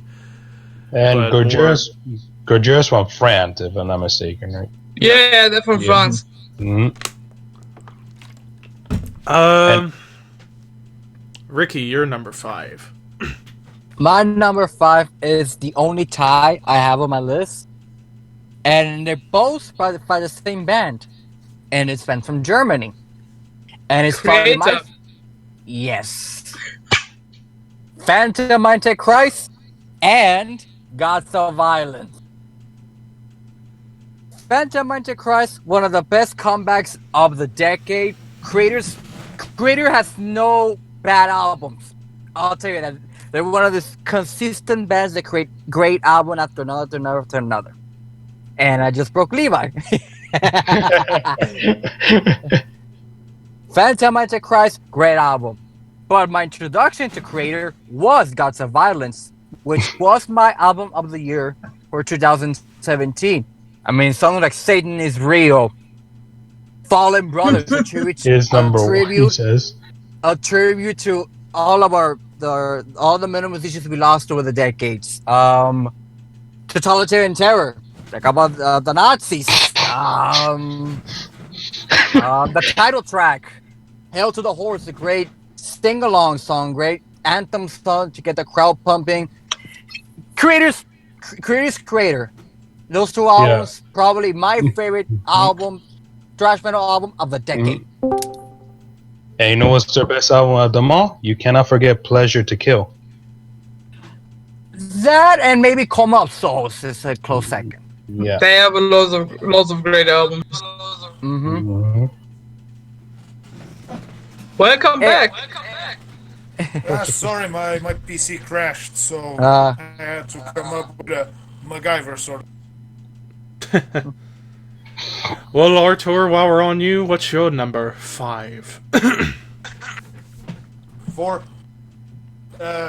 Ongoing because I had to restart my PC and I don't have my list on my head, so go on with number 3. Oh, but even so, I can say a bit my number 3 if you don't mind. Mm-hmm. Well, we were on number 5. We're 5. I already said it. Oh, okay. Like Sounds 13. Oh, okay. And who's missing? I think we got everybody. Yeah, we got everybody. 5. Okay. So now we're on to number 4. And Ricky, what's your number 4? I gotta thank Hannah for introducing me to this band. And there's an album that I completely forgot it came out in the 2010s until she brought it up. And I know she has it high on the list. I don't know if she might have it or not. That is Lawless Darkness by Watain. Or what? Is it wonton? Lawless Watain. Darkness. Wonton? No, it's not something to Wonton? eat. Can I get some? Can I get some crab wontons, please? But only with a serving of fresh pig's blood. Which I forgot you said. one thing too. Wait, you said one thing. Lawless dark. Lawless Darkness, Yep. yes. That's my Lawless number 2. Darkness. Ooh. It's my number 3. And I And have Artur, I my- forgot. And actually, I I know I'm forgot going too. to Then again, commit- I'm not as into Watain. Levi committed murder on Behemoth. I'm going to commit another murder on number 2. No one is going to have. Well, I mean, like I said, I've never experienced black metal like Watain after listening to Watain. That's when I first started taking to Hannah. She told me to listen to Watain. And what the hell was this when I started listening to? I mean, I never thought that something so weird and strange, but yet so crafted so perfectly Elaborate. I agree. can create the atmosphere that I felt in that day. And I mean, that alone, Waters of Ion, regardless, probably one of the best black metal songs, probably the decade or hell of all time. I'm gonna say it there. Yeah. And I will say That this: alone. if you see them live, you will not be disappointed. And I actually saw them live. I need to see them live. Same here. I've seen him. I saw them last year at Vagos. And there was blood. Oh yeah. Oh, But big nothing's time. ever gonna beat Hannah's story of she being covered in pig's blood. At Wackel. Yeah. And I Yeah. don't remember, did you had to go get like a bus station or something around there? Oh no, that was when I saw Dark and Nocturne Slaughter Cult. Oh, okay. Different story. Alright.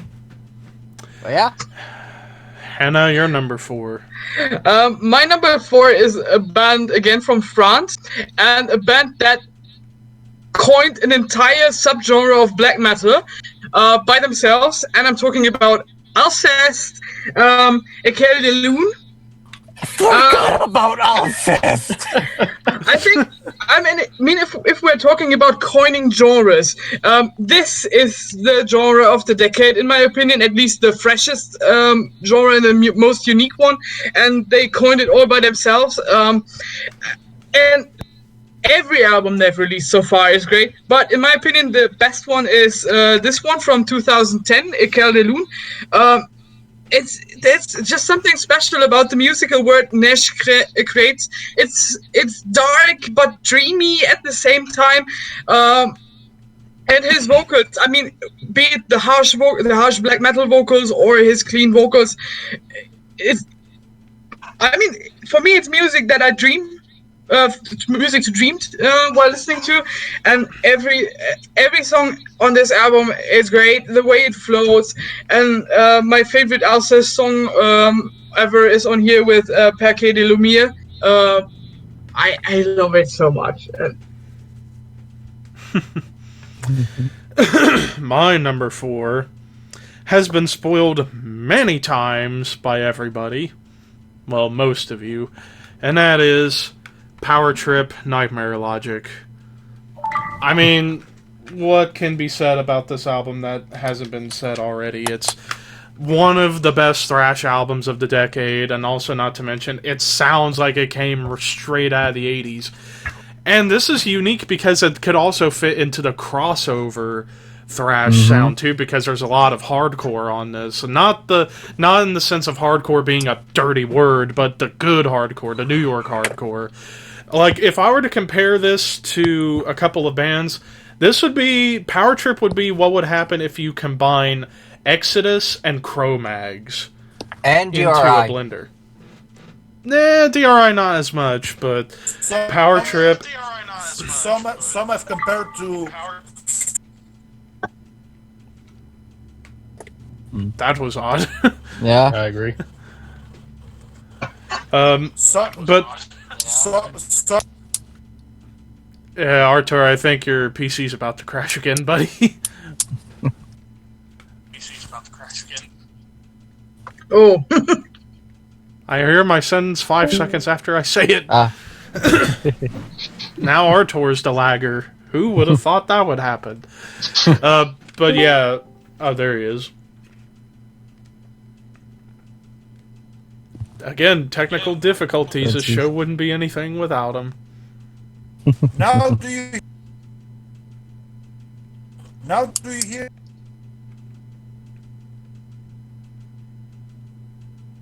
Speak up. what the fuck? Now do you hear?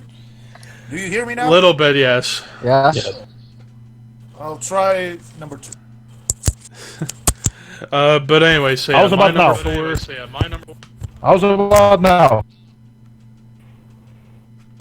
It's like for some reason it's so delayed. Like I could hear my sentences 5 seconds after on your end. How's about now? Everyone listening in okay?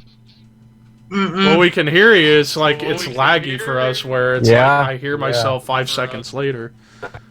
I hear myself 5 seconds later. Sorry, So trippy. I'm trying to come up with my... This is so trippy. Damn it. Oh, What I think I we was have a new saying is- lagger. We have a Tendencies. new lagger, unfortunately. Yeah. I mean, you were But, saying? I was about to wrap up. So yeah, number 4, Power Trip Nightmare Logic. Raphael. Number 4, I decided to choose. Seriously, that's very annoying. Ozzy Osbourne's The Scream. Oh! Hmm. Now, Did it? Totally forgot about that one.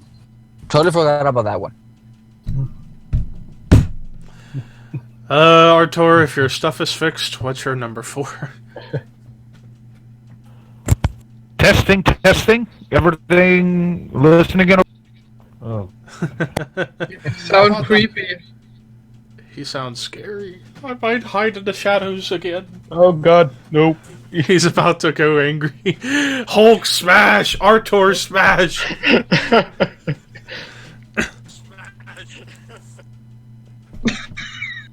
Wow, this has never happened to Artur before. I agree. This is a Yeah, first. It's the first time it's ever happened. Wow. We have a new lagger, unfortunately. So Ricky, you're free from the shackles of the lagger for now. Yeah, for now.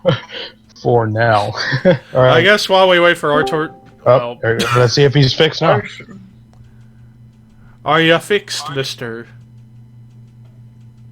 No, I'm trying. Well, we hear you now. I think it's fixed now. I hope. All right, you're number 4, Artur. Before it goes crap Just again. give me a moment. Just give me a moment. I'm trying to re-upload the list. The list.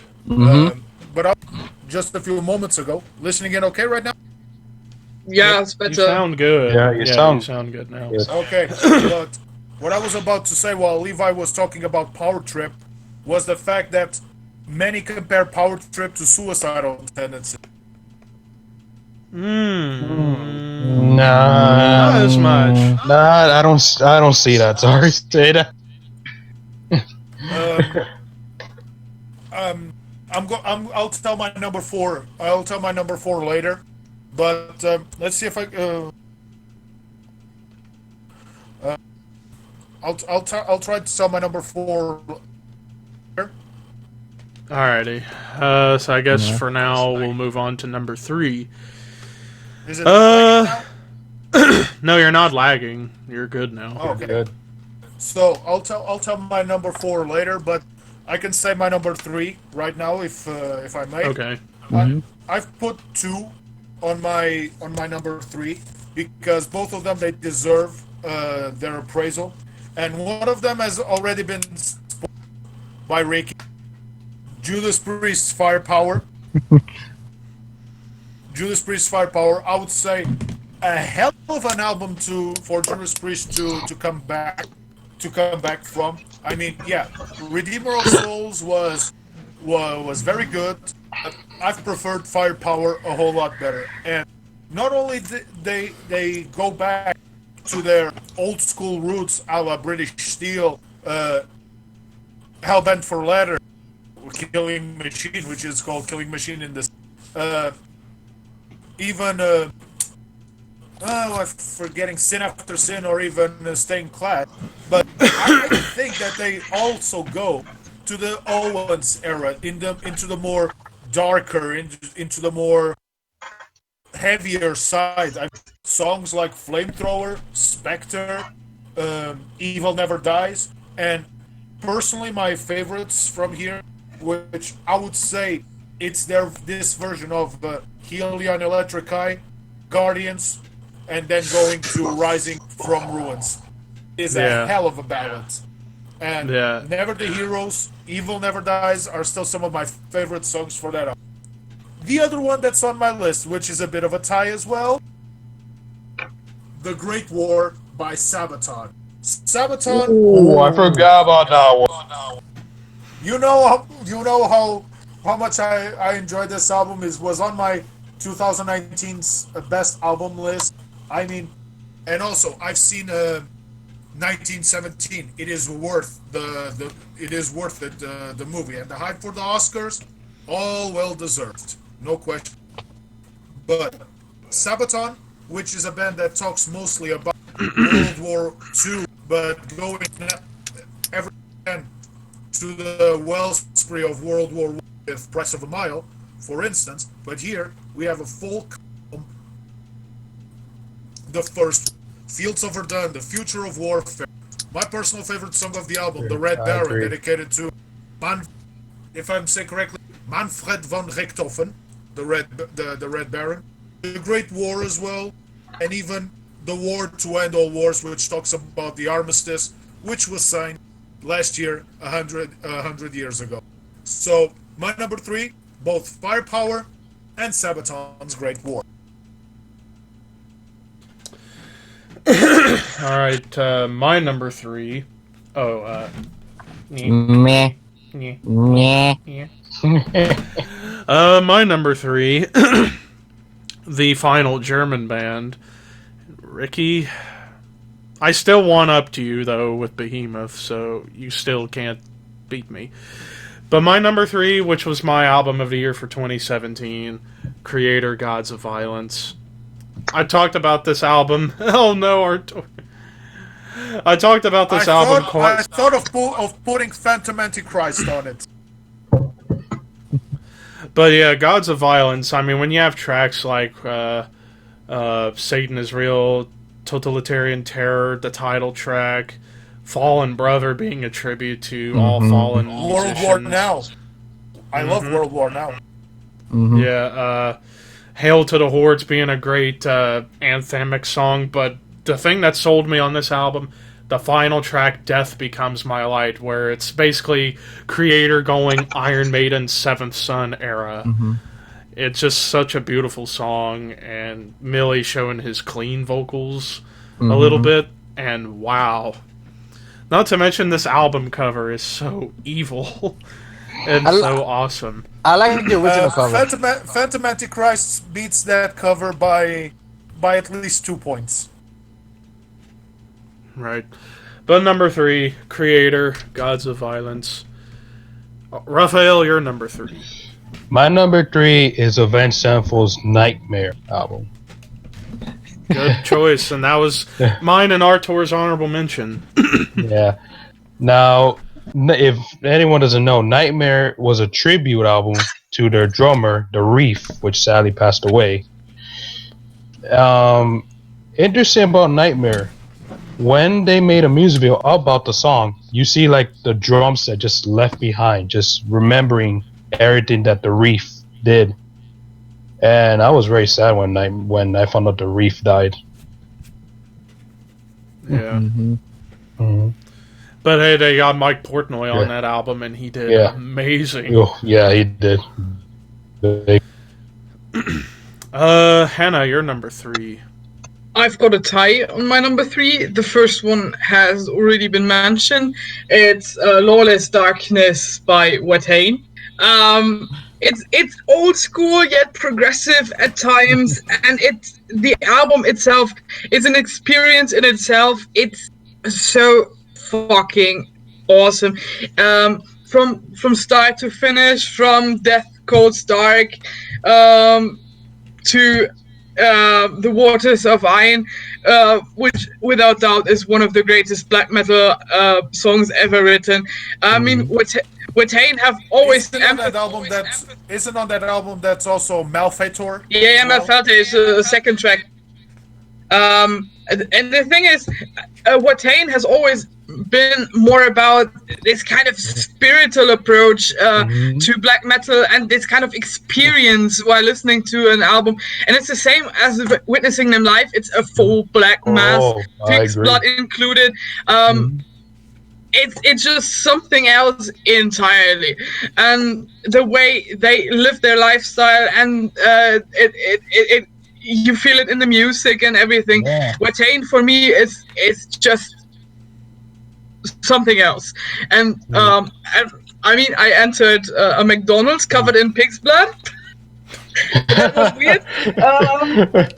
After a concert, well, that was also a different experience entirely, but so worth it. And then the second album on my number 3 is kind of similar to that. It's also black metal, and it's an experience, but totally different. Whereas Watain is mostly spiritual, this is nihilistic. Full on nihilistic, and I'm talking about Migwa, Exercises in Futility. For me, Migwa has released some amazing albums in this decade with Hearts Towards None, and the latest one, Age of Excuse. But the best one is, in my opinion, Exercise in Futility. It's just it's the music, the drumming on this one, the drumming by Dark Side. He, in my opinion, is the best drummer there is out there, especially in the black metal scene. And then the songwriting by M, and the lyrics. I simply love Migwa. Again, a great live band, but totally different from Watain, but so good. They don't need flashy lights. They don't need fire. They don't need blood. They simply are covered in black fabric, and that's it. And they play so awesome. Ricky. Might I just had my number 4 because I already got my list. Oh, yeah. I won't take too much time, but in my number 4 I also have a tie. I have Gojira's Magma, I have Gojira's Magma, and I don't know if would make the list on Levi, but I have an Opeth album, and it's not Incauda Venom, it's the Pale Commute. There you go. I thought about putting an Opeth album in the honorable mentions. Ricky, you're number 3. My number 3, you brought it up. Iron Maiden's The Book of Souls. Very different album from Iron Maiden. After, I don't consider the Final Frontier to be their worst album. It's an okay album to me, but after a 5-year gap, it was worth the wait, especially during this time. Bruce Dickinson was fighting throat cancer. Good thing he recovered from that. And it's gnarly how he got it too. Yeah. And I would mention it, but I don't want to get demonetized. Yeah. I mean, just look it up. But from the I'll just do one thing. Damn. That sucks. That's all you're gonna get. If you don't know what that means, well then, good job at something's- maintaining your innocence. Now Yeah. fuck off. Yeah, or something's wrong with you. from the first single, Speed of Light, I knew this was gonna be a great album. I mean, that music video combining with video games, since I play not so much video games, but I play video games from time to time, really like get that nostalgia factor. And then we got Eternity Should Fail, The Red and the Black, Tears of a Clown, a tribute to the late great Robin Williams, Into the Death of the Valley, probably my second favorite from the album. But then when I thought everything was great, Empire of the Clouds hits me, and oh my fucking god, it made me cry. It made me feel like I was into the story. Talk about the R101, a Zeppelin supposedly said it was bigger than the Titanic. The tragedy from all that, the piano, the violins, Bruce's vocals just were so beautifully crafted that to the point that I put Empire of the Clouds as my number 3 in the Iron Maiden songs. That's how much I love that song, and I hope they play that song live one day next to Alexander the Great. They have to play those two songs live before Iron Maiden calls it a career. How I about going agree. for the trifecta? Empire of the Clouds, Alexander the Great, and Rime of the Ancient Mariner. Yes, that would be even great. The And sign if- of the cross. and if this is truly the last Maiden album, which I don't think it is. Yeah, which I don't, no, which it's not gonna I be. Hell, don't, they're even rumored Yeah. to have something out this year too. which They I should. don't, Rumored. yeah, which But, I don't but they think keep it is. remastering. But if it is, Empire of the Clouds is a great way to end their legendary career, and the Book of Souls record is a masterpiece. Did I get everybody's number 3? I'm pretty sure I did. Mm-hmm. Alright, so now it's top 2 time. Ricky, won't you begin? Hannah and Artur both spoiled it. My number 2 was my introduction to Ghost, Meliora. My background with Ghost is kind of weird because before I knew Ghost, I always heard the name Ghost, Ghost, Ghost, Ghost, Same here.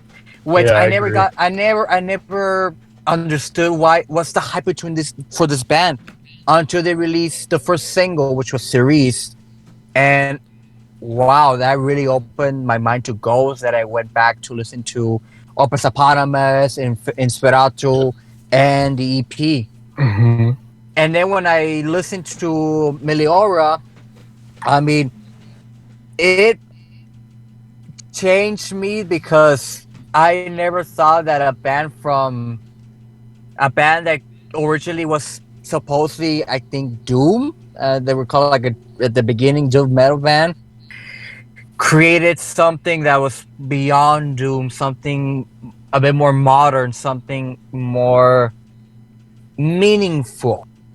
And you can clearly hear that in probably my favorite song from that album, Dios in Absentia, which I remember my first year of college, I listened to that song over and over and over and over again, to the point that in a paper in literature class for my final exam, I put that as the title for one of my papers, Dios in Absentia, and my professor was like, "This is a great title for your paper," because it was about literature, and he asked me, "Where'd you learn Latin?" I'm like, "Well, it's Ghost. The song Ghost does," and I said, talking about the end of the world, how mankind, we're all at the end of the world. All our fears are gonna be going through our face, and I could talk about this album literally all day, but I know we don't have all day. But I'm just gonna live it that way. My number 2, because I know nobody in here has heard this band, even though after this, every one of you should give this album a listen because it was my album of the year for 2016, and it is Witherscape, The Northern Sanctuary. This is a Dan Swano project that he does with Ragnar Wildberg, and wow, you want to talk about a hell of a journey. This combines two of Dan Swano's best projects, Edge of Sanity and Nightingale, combining the progressive melodic death metal of Edge of Sanity with the progressive rock of Nightingale, throwing it into a blender and throwing an atmosphere on top and a little bit of arena rock to give a little catchiness to the songs. And you get Witherscape. And this is their second album. They had an album, I believe it was called The Inheritance back in 2013, but I never checked it out. But this album to me shows why Dan Swano should be given more respect as being one of the greatest musicians and people in heavy metal history, particularly prog and death metal. And he goes back to growling, which is something he hadn't done since his days in Bloodbath. And the reason why he never really growls that much is because he says it hurts his throat, which is why he mostly does clean singing now. He went back to growling, and he still sounds strong. And the title track in particular, while I was working at the golf course picking up range balls, I would sing this song so much, and it's over 13 minutes long. Ackerfeld would say the same thing, that when he growls, his throat starts to hurt. Yeah. But with this album, top to bottom, from Wake of Infinity through to the piano ballad Villa I Frid, it's a masterpiece of an album, and I hope Dan releases something for Witherscape this year or sometime soon, because this is a project that came out of nowhere for me.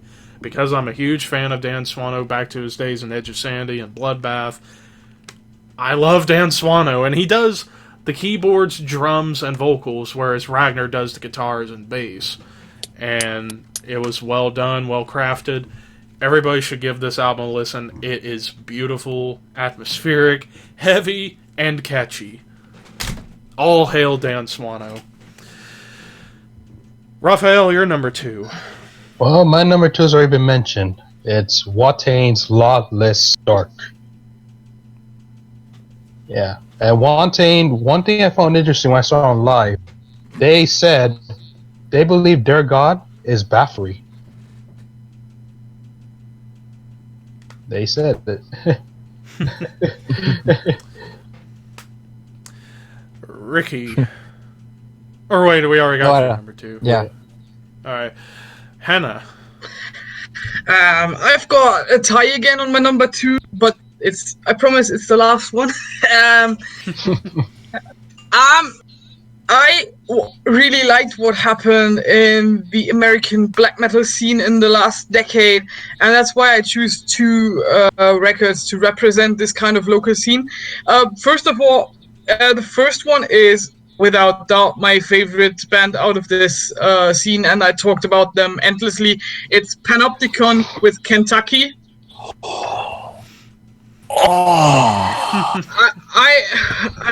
I mean, when you start listening to this album, it starts with this great bluegrass instrumental, and then you have this black metal songs mixed with Americana and bluegrass mixed together, and some great Union support songs mixed in between. I mean, it's a political statement without doubt. It's against the oppression of workers in the coal mining industry.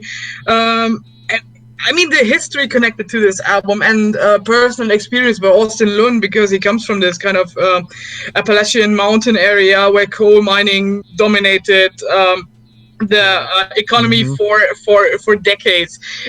And how he writes about this topic on this album and what he does musically, for me, this is just divine. I mean, he has topped my album of the year list quite a few times. I mean, 2008 with the Scars of Man on the Once Nameless Wilderness. It's also a great album, as is Autumn Eternal and Roads of the North. But this one is my favorite, and I love it so much, and I ramble a lot about it. Let's move on to the second one. I mean, the second one ranked pretty low on my albums of 2018, but the more I listen to it, the higher it gets. It's Wayfarer's World's Blood. again, the atmosphere that this album creates, it feels like riding through the Great Plains on a dusty day when it's cold and you're alone. I mean, like this album cover does, and it's so well written, and it's like black metal tried to make a very dark Western album soundtrack. It's like Ennio Morricone went totally dark and became a black metal artist. It's just great. I get excited, I get pumped, and it's such a great mood when I listen to this one. I love both albums. I think the American scene, black metal scene, is doing great, and these two albums prove that. And let's not forget where all this came from. Agalog. Oh yeah, I mean, Agalog were the starters, and then you've got Cobalt, and then Panopticon, Falls of Wolves in the Rauros, Throne Room. Wolves in the Throne Room, Weakling, and then newer bands like Wayfarer. I mean, the scene is so vibrant and so alive, and there's so much great music coming out of America these days in the extreme metal department. Like Owada. I totally forgot to mention about Owada, called the Dying Sun. Yep. Artur, you're number 2.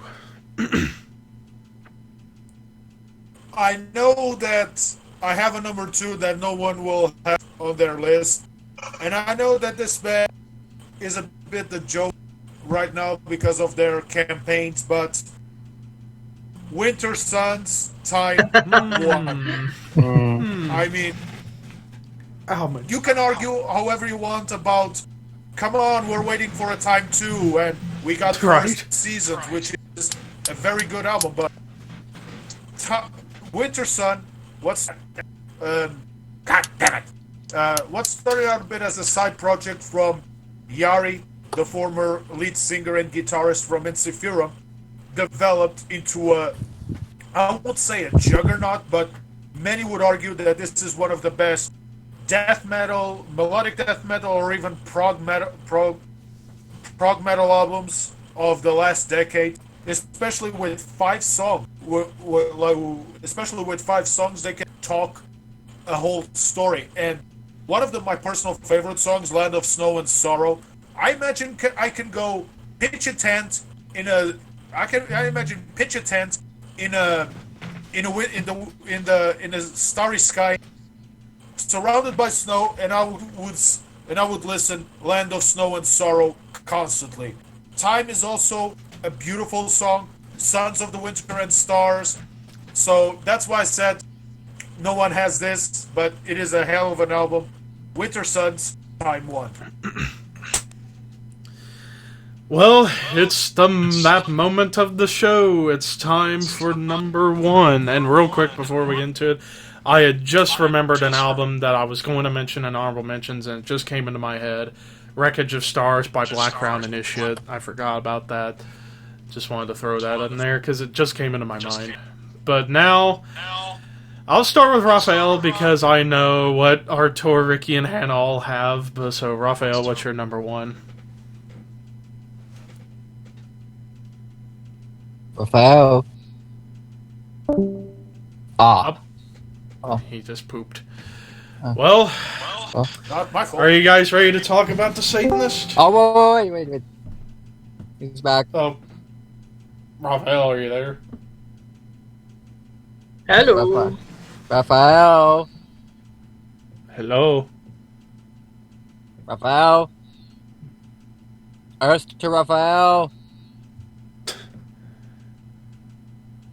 Mr. Fireblade. Did you mute yourself? I think he muted himself. Well, it doesn't show the mute icon on his Discord. Echo. Echo! Echo! Testing. Can you hear us? I guess he can't hear us. Either, I guess he might have unplugged his headphones and... Oh, wait, what? Wait, what? I guess think he's gonna restart his stuff.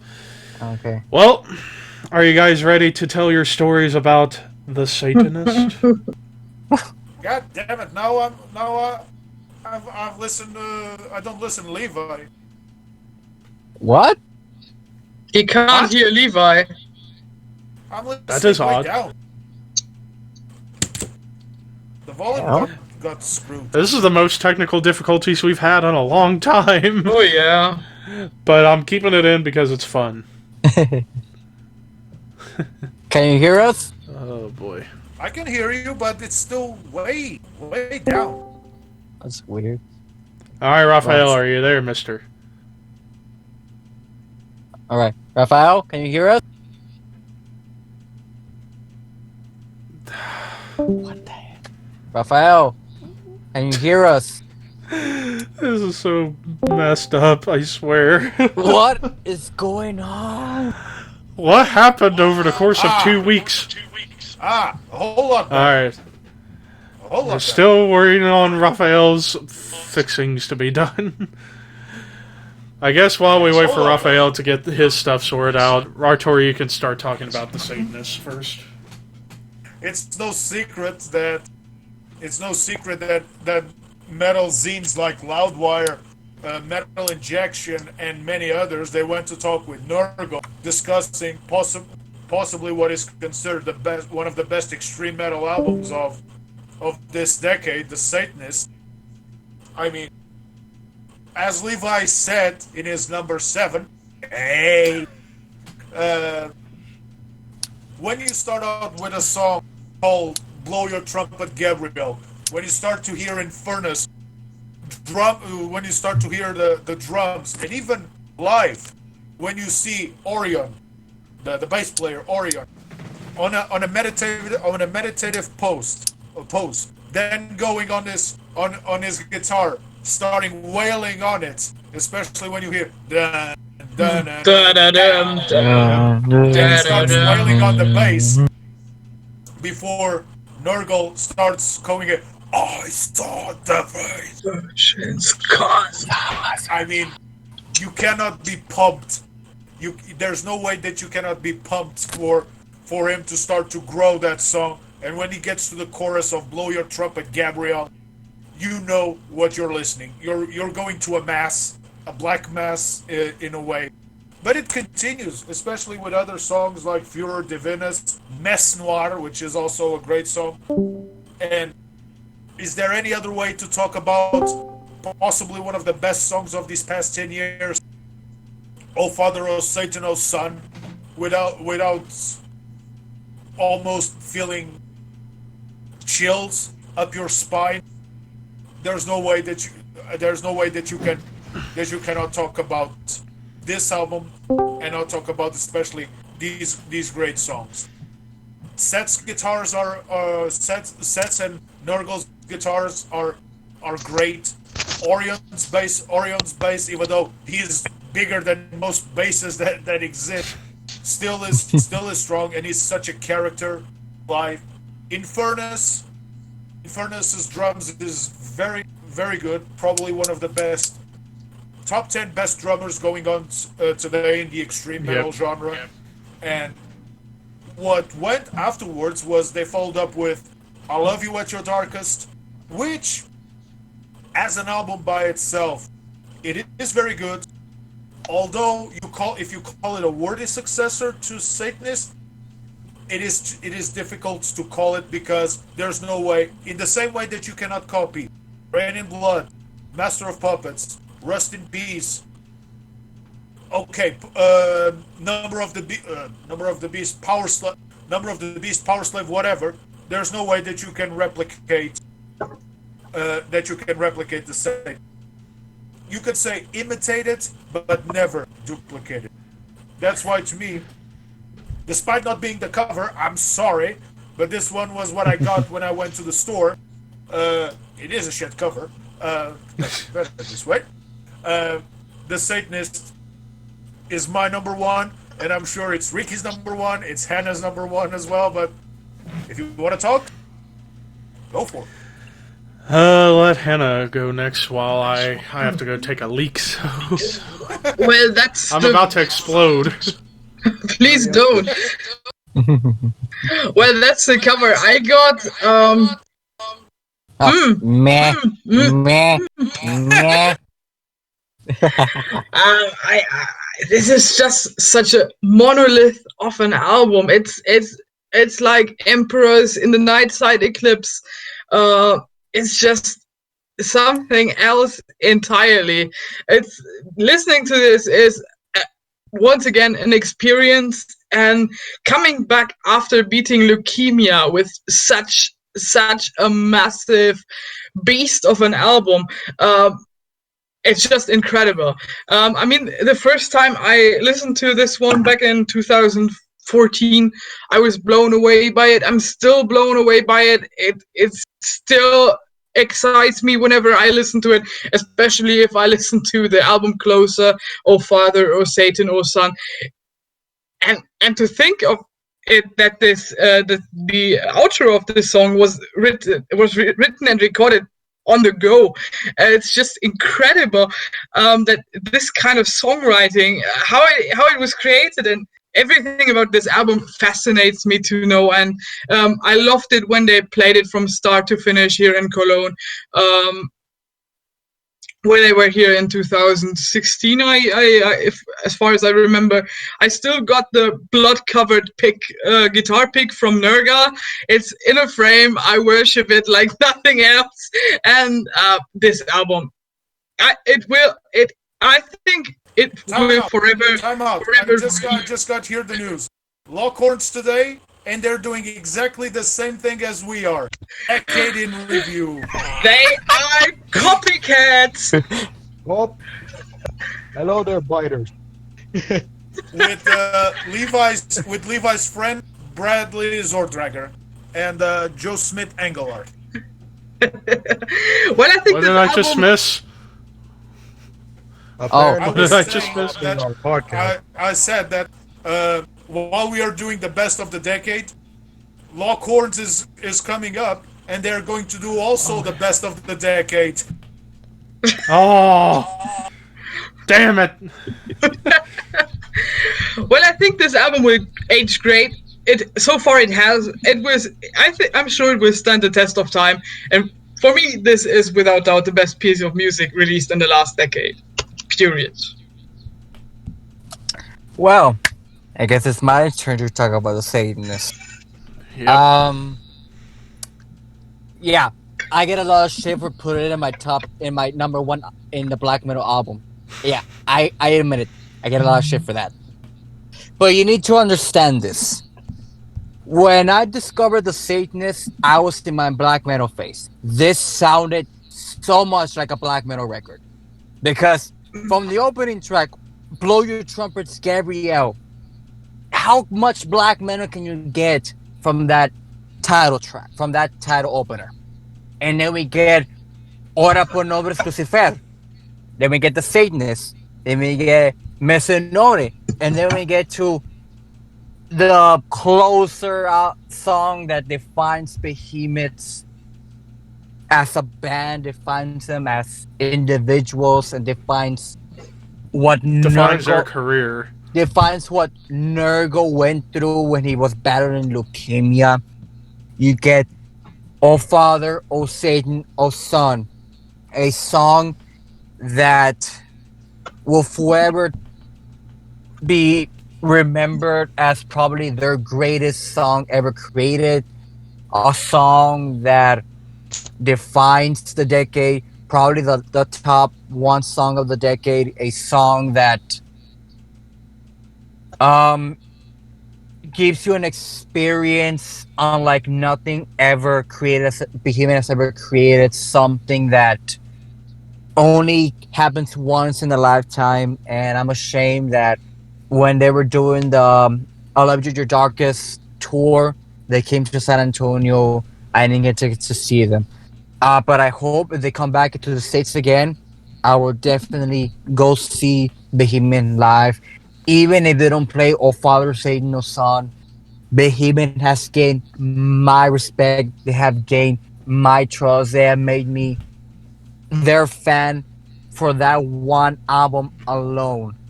And to anyone who has never heard of Behemoth, listen to the Satanists. It will change you forever. Raphael, what's your number one? My number one Dimmu Borgir's Apparata. Really? That's a surprise. Abra by Dimmu Borgir? I've been a fan of That's Borgir, so left field. I decided to just put them there. I kind of hated the fact that Isaac Vortex left the band. Apparata, to me, is a great album. Should get deserves. I think that's the biggest left field. Even if Artur mentioned baby metal, I don't know which one's. I would field. say Dimmu was more because I know Dimmu's not had the best reputation lately. Yeah. Yeah, Well- but wow, I didn't see that one coming. Yeah, I didn't either. I didn't think Dimmu would come up in the conversation today. Well, Levi, what's your number Well, one? I want to wait for Hannah to come back for this All right. because she'll be interested as well. But real quick, so yeah, Banger.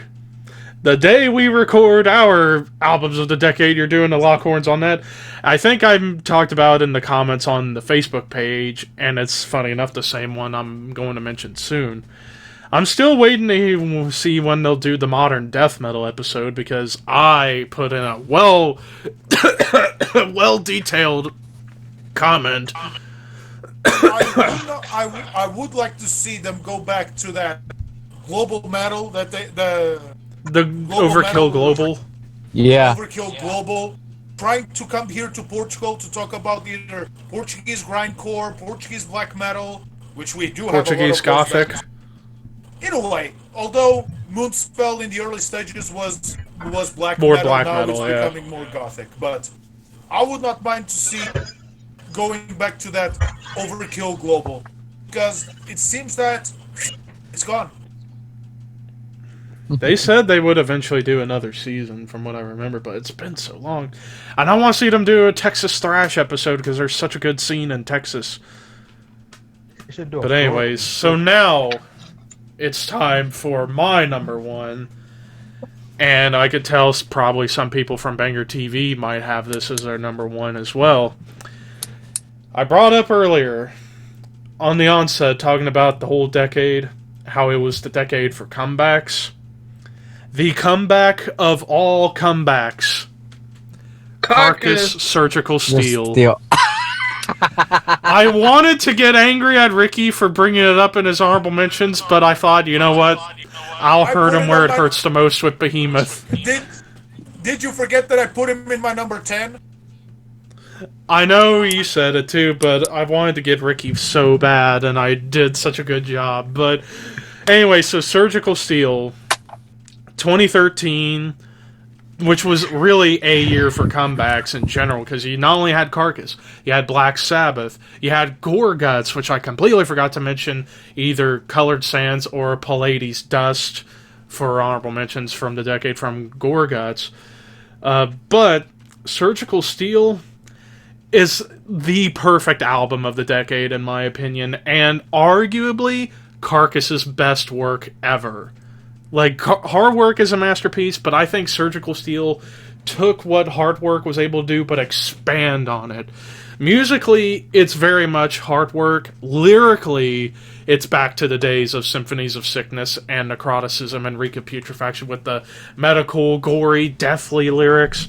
I mean, songs like A Congealed Clot of Blood, The Master Butcher's Apron, Unfit for Human Consumption, Captive Bolt Pistol, which you see right there, the pistol.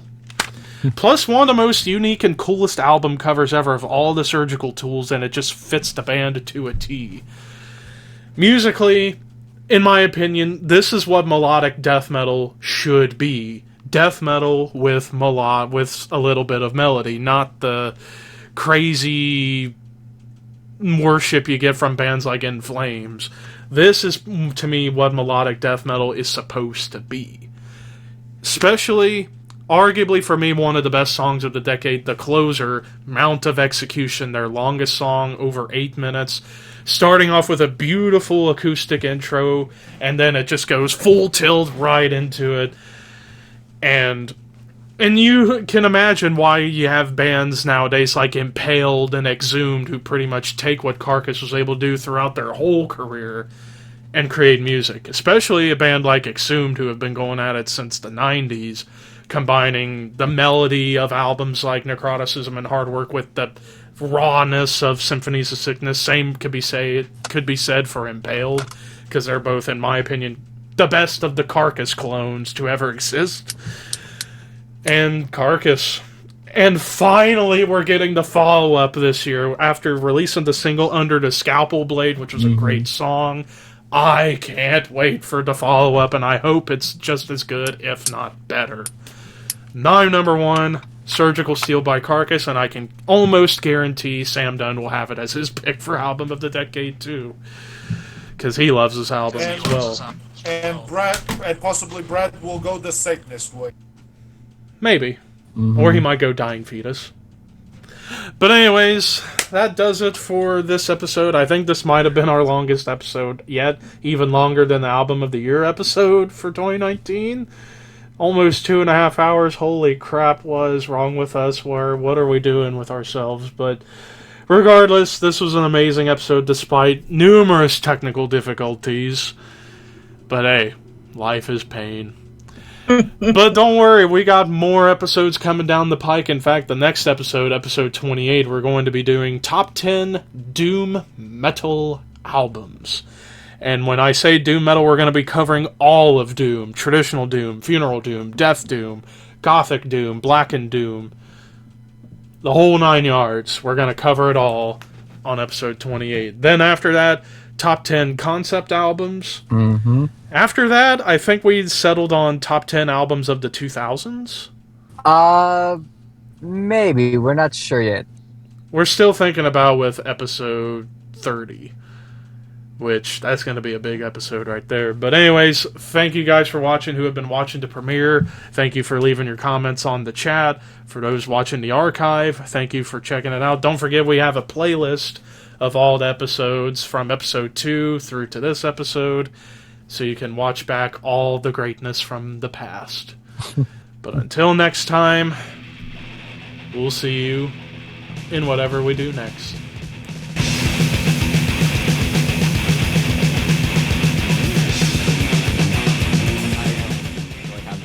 What? Oh, good lord! Holy fuck! Oh my god! Ah! No! Quit trying. You had the gun too! Oh shoot, I forgot. You're on my test, oh god. Oh my goodness.